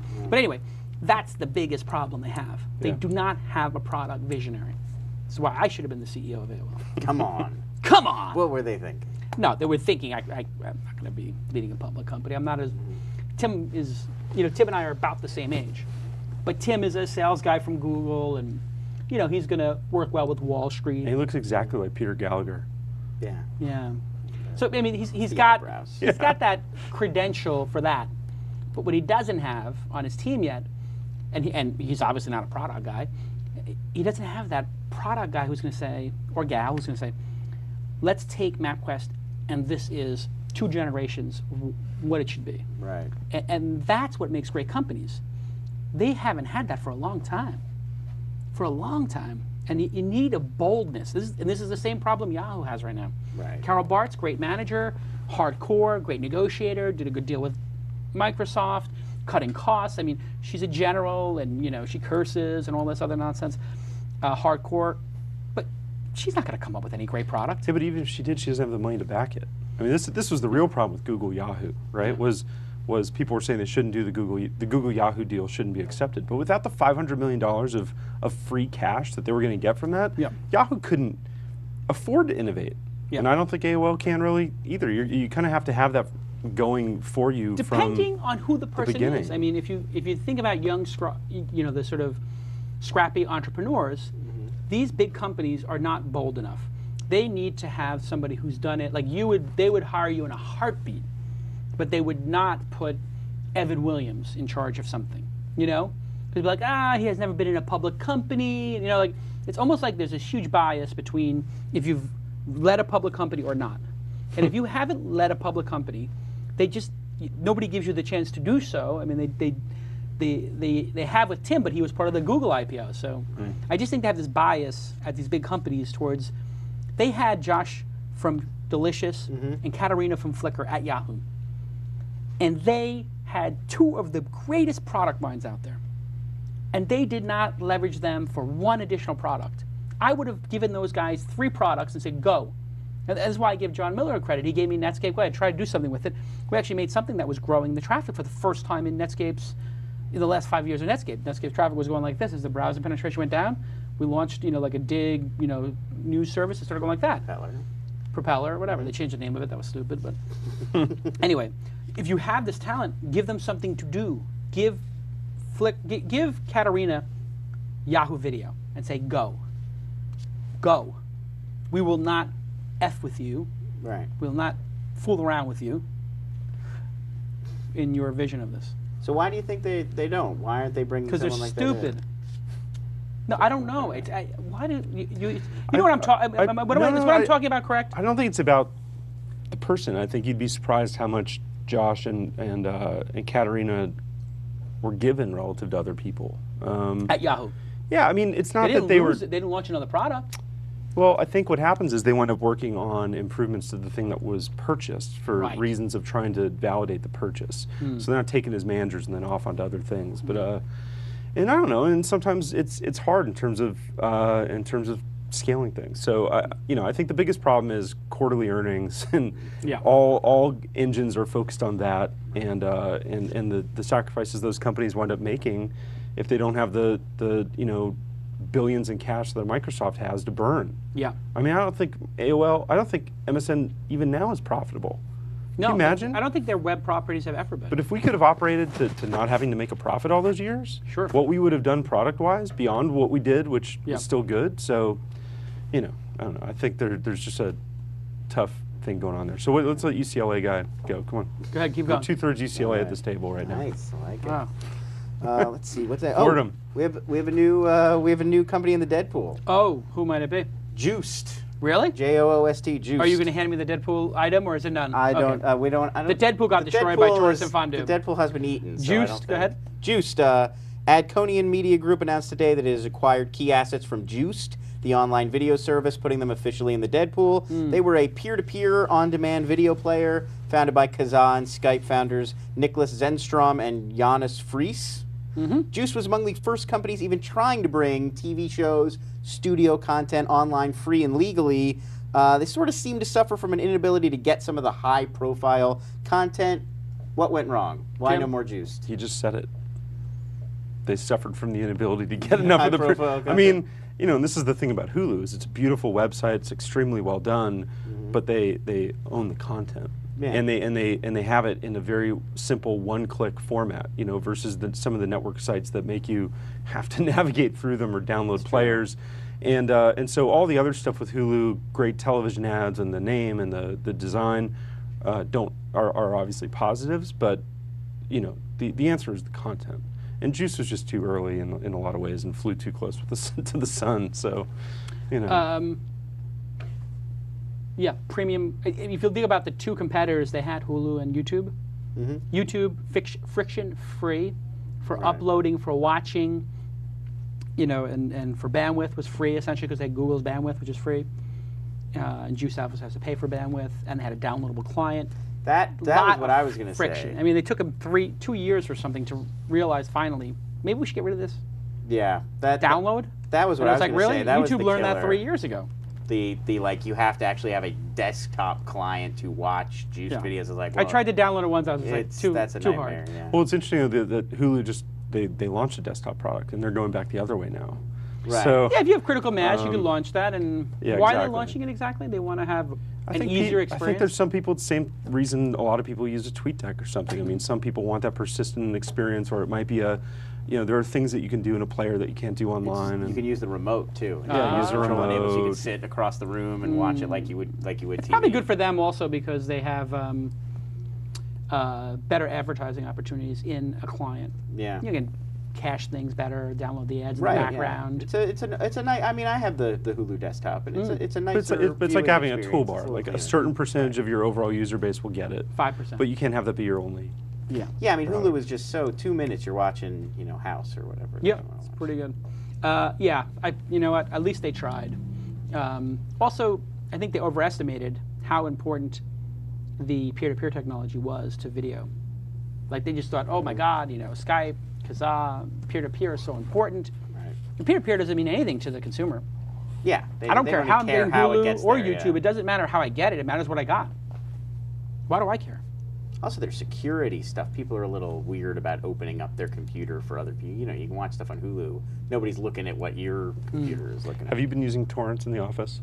No, I would. That was another. I was what? What's a BitTorrent? I don't know of this. Torrents. I've never heard of that. Torrents. Technology. I've never been. I've been to Torrents. You've never been to Torrents? I've never been to Lovely Torrents. downtown Torrents. Yes. Okay. Next story. Swipe. TechCrunch 2008 company Swipe. Yes.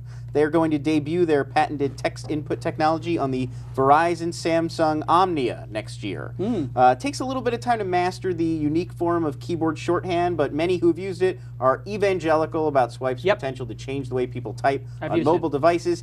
Excessive hype, or is it really that groundbreaking? It's gonna, it's groundbreaking. They have a patent on it, and that's why we picked it for TechCrunch 50 2008. 2008, yes.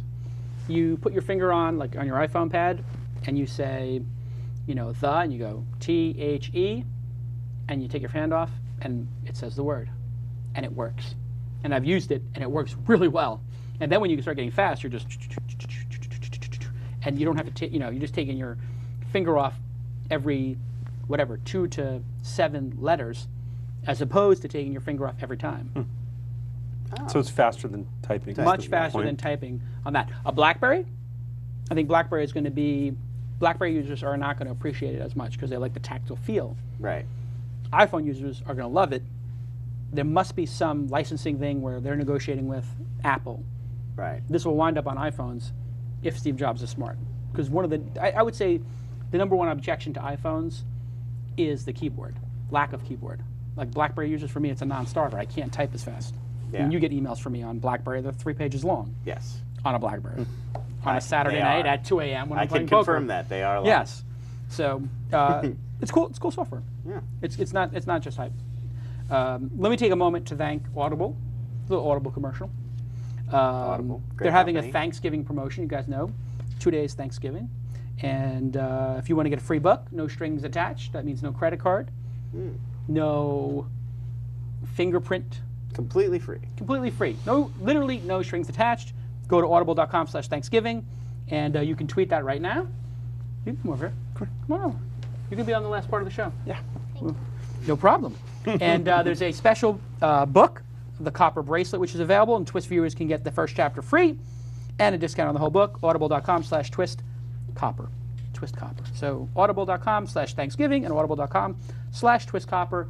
If you love the show, if you love the free content, thank the sponsors. Yeah. They love it. Audible's just great, even if you don't love the show. If you hate the show, you will love If you hate Audible. the show, you're still going to like Audible. Absolutely, absolutely. So who do we have here? This have is a special Asher. guest? This is Asher. There you go, Asher, you're on the show. Scoot How over a old little are more. you, Scoot over Asher? in the camera a little more. Just a bit. How old are you? You give him a chair? Pull up a chair over here, Tyler, or something. I am. How old are you? Just look at me. Well, I am 8.5. 8.5? And can we hear him okay? If he leans over. Lean over into your dad's microphone there, and we'll you're wearing a Star Wars shirt, I see. That is cool. Well, I just picked it up. My mom just picked it up when I stuck it in my dad's suitcase. Do you like the old Star Wars better or the new ones? Old one's better? The Who's your old- favorite character? Well, I would actually have to go for Anakin actually. Anakin you like? Anakin, Really? favorite character. Very good. I'm into the dark characters too, like Boba Fett. And what type of, are you a Mac user or a PC user? Windows or PC? Windows or Mac? What kind of computers do we have? Well, actually, I use Apple. Use Apple? Really, huh? And what do you like to do online? Do websites you go to? Are you allowed to go to websites and use the Yes. web? What's your Well- favorite website? Well, either Miniclip, Kidios, or Kidios. yes, So that's videos for kids. yes. Ah. What do you watch on there? Skating videos or something? Tell them about the cat one. Well, It's there's always this. cat videos. There's this video that I pretend to like, but my sisters are the people that like it. Ah, got it. And Cool. it's the cat videos. But what is the cat doing? You tell me. Well, Briefly, I think what I is it think it's doing? disgusting, but it's about a cat flushing a toilet. That is pretty disgusting. Yeah. So you like watching videos online? What else do you do online? Anything else? You said Kidios. You do like Club Penguin, or your friends do that? Yes, my friends do that. I like going on joining new video game things so I can like joining new video games, getting a password, username, and stuff. Cheats and stuff. Yeah. Yeah. Oh, wow. Webkins, you like webkins? Yeah. Webkins is and- pretty Yeah, cool. my sister likes What was the webkins. search you did the other day? We came home and there was a search in the Google really? box in Firefox. What was the search?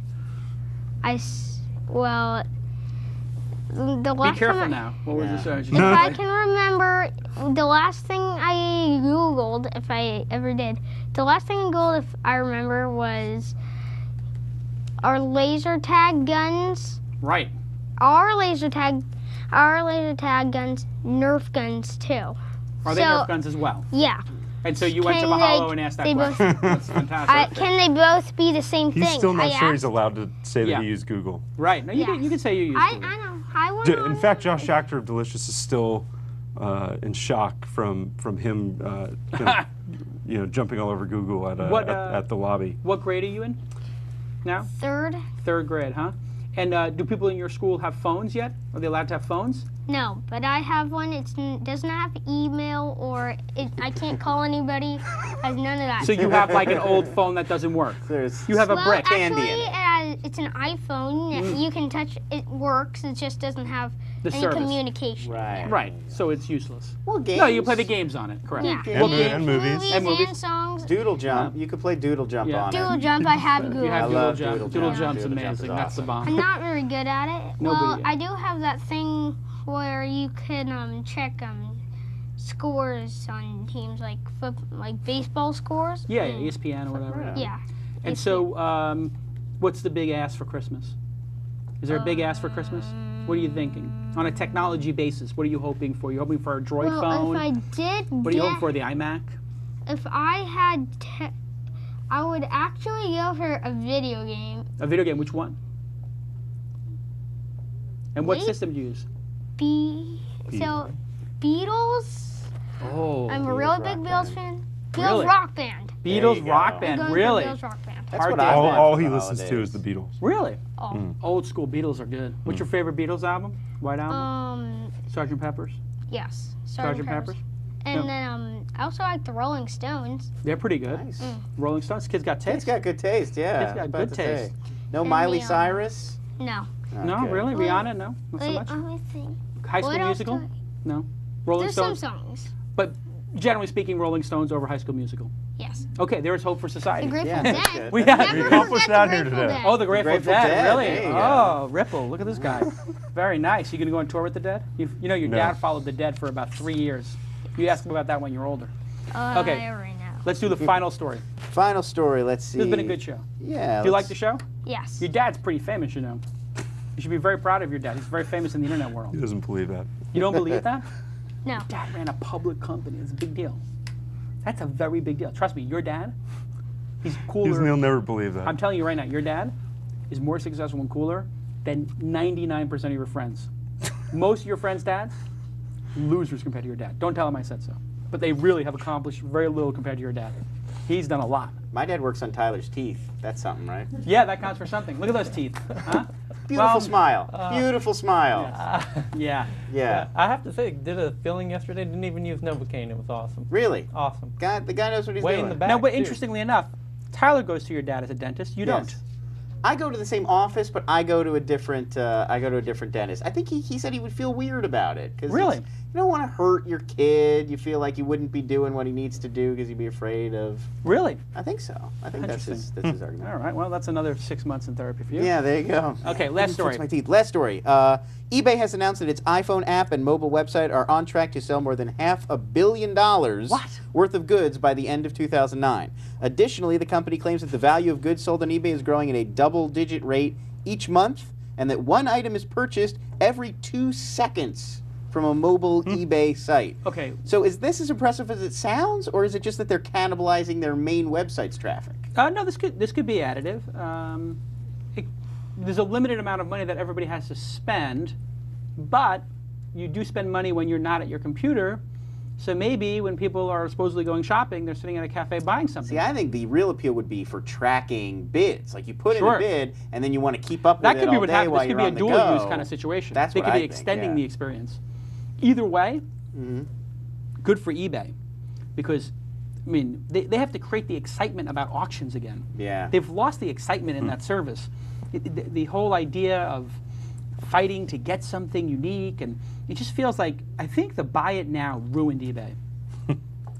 I really do. Yeah, people started to rely on that, and it just becomes a straight up e-commerce. It might as well be Amazon. So if Yeah. you're going to be Amazon, then you should have all the products Amazon has. New products. I want to buy like an old Corvette, and I keep going on to look at old Corvettes, and I can't get an idea of actually if I'm getting a deal or not, because it's like buy it now prices, you know, $65,000 for this 1968 Corvette, but the current price is $30,000. So what am I supposed to do? Am I supposed to buy it now, or is there any? But it hasn't met the reserve. It just doesn't feel like. Yeah. It lost the community aspect too. You feel like you're buying from someone who is just running a store that's on eBay. Well, that's most of the eBay merchants now. It's just stores. Yeah, it's just stores. And It's not interestingly, individuals anymore. people like take junk and put it on there, and it costs more than on Amazon. Yeah. And I think what's happening is people are realizing, wait a second, let me check Amazon first, because they have used products. And Amazon is a better deal. And I've already got my Amazon account, so what is unique about eBay? They've lost their unique value proposition. Yeah.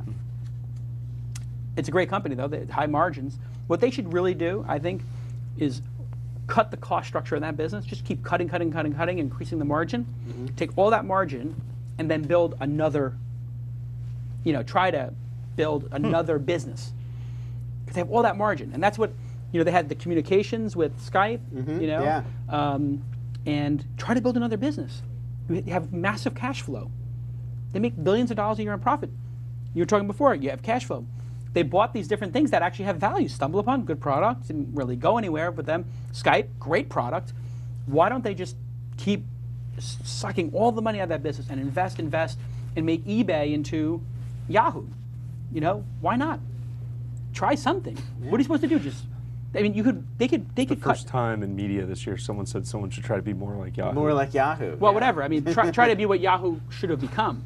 You know, and Crossword trying to be. puzzles. No, just they could literally cut 2/3 of the cost of eBay's business, and still run the same thing.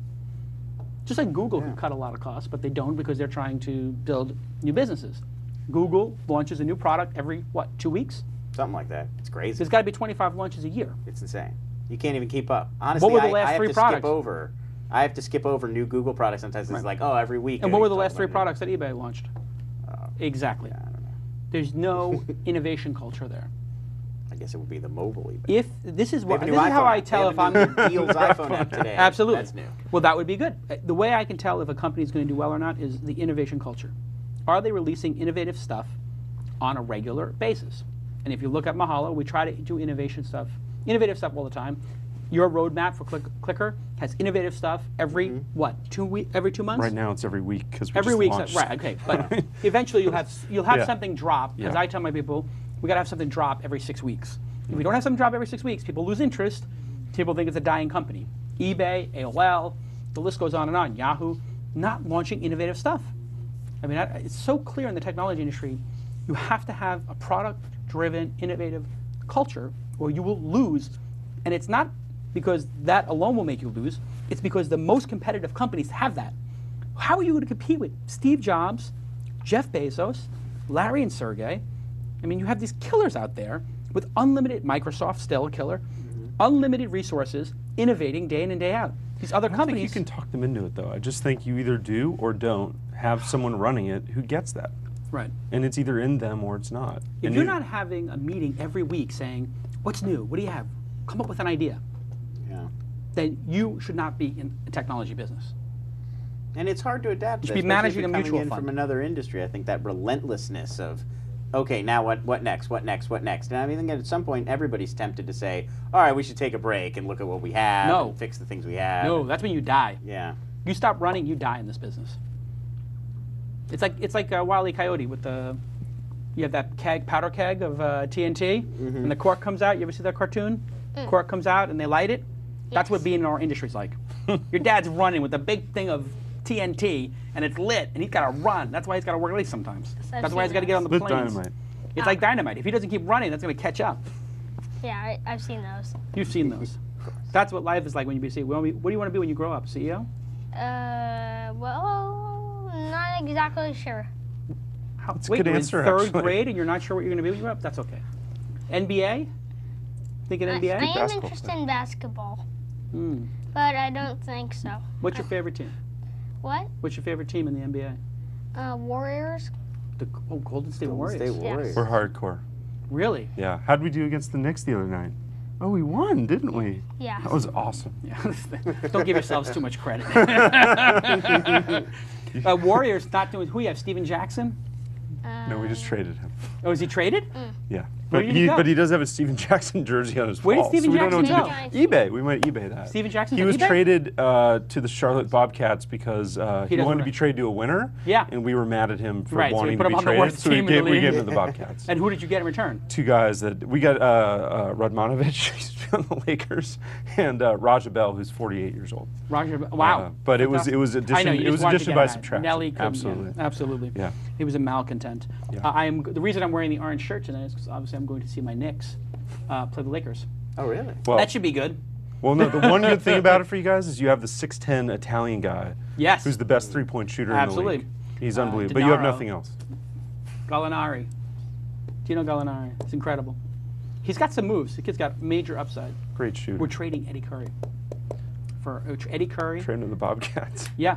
Eddie Curry's going to be gone. Yeah. And then we'll have him off the cap. And then next year, LeBron and Chris Bosh on the Knicks. Well, if it's not somebody else, then I don't think you get LeBron. Because he's not going to No. come to play with Al Harrington. Except He's going to... the year after, we will have $15 million in cap space again, which is when Dirk Nowitzki and a bunch of other people come up. Wouldn't it be great if the Yankees had to have cap space? No. No, 27. I'm sorry to all the Angels fans. Terrible fan. You watch baseball? Yes. Who's your favorite team? Yankees? Well, they're actually on. It was the Giants. Oh, okay. Sorry. We about can't really afford as many great players. that. No. If you can. Well, if you Yes, yes. That, you know what? That's life. If you don't have a lot of money, life is not good. critical lesson Our here. wonderful message for the next Absolutely. generation. I'm very You're good doing- influence. All right. You're Last doing a time we bang-up come here job. for this, Yes. okay? No, if you Talk don't about have a lot of eating money, you cannot sharks be and- successful. I think I see a new show developing here. Jason is Jason with the kids. Jason berates the 8-year-old. Jason No. says the darndest things. Yeah. This is going to change, though, because If having you kids... want to compete, you need money. But having kids is like going through a portal of your Yes. own. You come out the other side, you don't recognize the old you. That's what everybody And keeps saying. you are going to... People are like, thank God Jason's going finally to having play a kid. this for him So Absolutely. exciting. in about 2016. No, it's actually, you know what? There are many teams in professional sports who don't have the big money, but they have more heart and they play like a team and they win that way too. but it's better to have money. But it's better. Better. It's But the better. Yankees have both. They have heart, they play like a team, and they have a large amount of cash. That is Yes, good too. they buy all the best players. That's right. There you go. And all the best players play their best baseball for them. A-Rod hitting if that lots were of home true, runs. if that were true, They are playing. And you know what? If you have the best players, they only have to play at 80% capacity. Just look Yeah. at A-Rod. I'm Okay, still hoping I to think get we're in the done. NBA when I grow up. Yeah, absolutely. that's keep my goal. thinking that. Let me thank Jim Lanzone for coming on the show. Appreciate thanks for having me. it. It was fun. Yeah. Finally.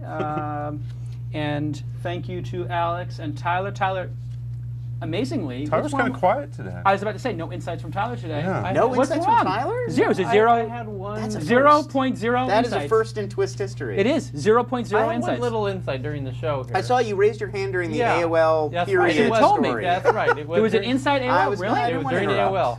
Which Really? is, you were talking about the stock going down. You know when I think the best time to short AOL stock would be? Hold on. Is this an insight? Yeah. Yeah.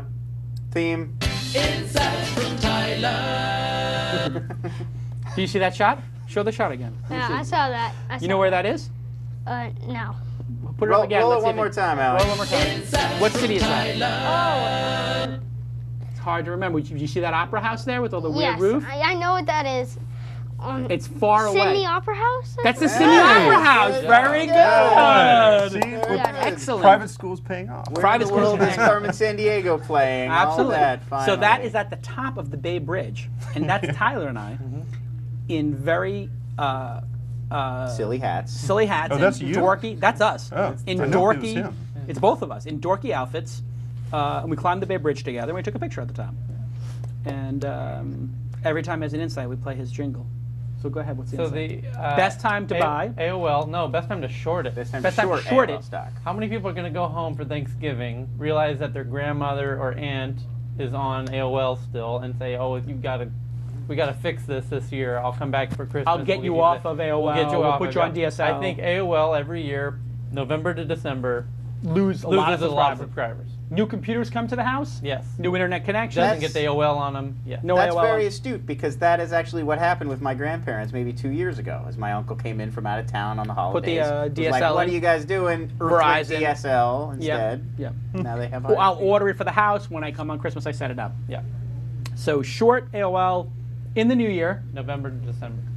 So short them in December. That's a good insight. That's a Boom. That's Tremendous. That is that's a money-making insight. That's a money-making insight. And then Jason says, buy after that, so we're going to make money twice. He's like the new Jim Cramer I was show. about to say this is like Mad Money. So more mellow. now we're opening ourselves up to a large number of lawsuits Yes. for giving financial advice. So, So don't slight do any of this disclaimer, stuff. do not take our advice for anything. Tyler is broke, and I have all my money in bonds. So It's not possible to Tesla. short Tyler AOL actually at this has point. Tyler has cash actually. But you little known fact. can't actually short it because it's not public. Tyler's got a chunk of cash. Where is your money today? In stocks, Um, cash, or bonds? I'm playing the dollar currently. And Beanie Babies. I know you're heavily Gold. He's just heavily buying invested gold. in Beanie Babies. Lon is very, very deeply invested in science fiction Blu-rays. It's yes. Lot it's- of Blu-rays. It's true, actually. Most of my Most of my his money net is worth tied up in Blu-ray. Tied up in That's true. Blu-ray discs. And those are going right up. Those are going through the roof. Absolutely. So wait a second. You're saying you've got your money in dollars outside the U.S. No. Currency? I did recently. I played the yen for a good move on a bounce recently because the yen, the dollar versus yen, all-time low, 88 right now. It's like 25 88 cents. and 88 yen to the dollar. So you get a lot of yen for a dollar, or Very, very little. Very Yen's little. incredibly strong against the dollar all time. So if you buy a bunch of yen now Yes. and you hold them, No, if you short the yen now and then you can exchange it for more later, because you're only going to get 88 now. so you think it's going to go down further? It could. I'm currently out of it. I just You're out. ended a trade 2 weeks ago on What about the Canadian dollar? the American dollar is The loonie? just weak as can be right now against almost everything. So And if the U.S. dollar is weak, Yeah. how would you buy more U.S. dollars? well, if you think the dollar is going to bounce back, which it might, then You you buy- would go long on the dollar. Right. If the dollar collapses, which let's all pray it doesn't, but if it does, we're all in a fix. Every country's in a fix. So you might as well go long on the dollar, because if the dollar collapses, you're going to be in the tank So if anyway. all my money is in bonds right now, Yeah. then there's nothing. I don't have to worry because Right. if the dollar collapses, it's going to be civil war. Right, and it wouldn't matter anyway. It doesn't matter anyway. Right. And it can only go up. Right. Interesting. Now I'm taking my advice from Tyler. It's like betting against the Mayan on 2012. It's like if you're wrong, There we go. the world ends There's anyway. your You were insight. just asking me It's about like betting 2012. against the Mayans for 2012. There's your. Mayans did not say the world was going to end. it doesn't matter. My point is the that? point. You're Say betting it. against the That's Mayans in just when the 2012. That is calendar almost as starts good as a over. wheelchair at Disneyland. It's just when the calendar. This starts now over. we've got. See, we have the front of the It's not shirt like a wheelchair at Disneyland, and the back of the shirt like betting against the Mayans in 2012. Yeah, there you go. You might as well do it because if you're He wrong, comes up with these crazy metaphors, like a wheelchair at Disney. Well, I mean, you I get understand what he he's means saying. by that, He's right? saying that, you know, if I do. the I had a lot Mayans of are I had right, a lot of Tyler we're at all TC going to 15. evaporate. Same with It the doesn't dollar. matter. Might as well Everything's go long. vaporized. So you might as well bet that the Mayans Exactly are right. wrong. Okay. So Which thank they- you but it's to not at an DNA Mail. Thank you to at WebSpy. Thank you to at Audible_COM. And thank you to at Ustream. We will see everybody. Have a great Thanksgiving. I'm very thankful of you watching the show.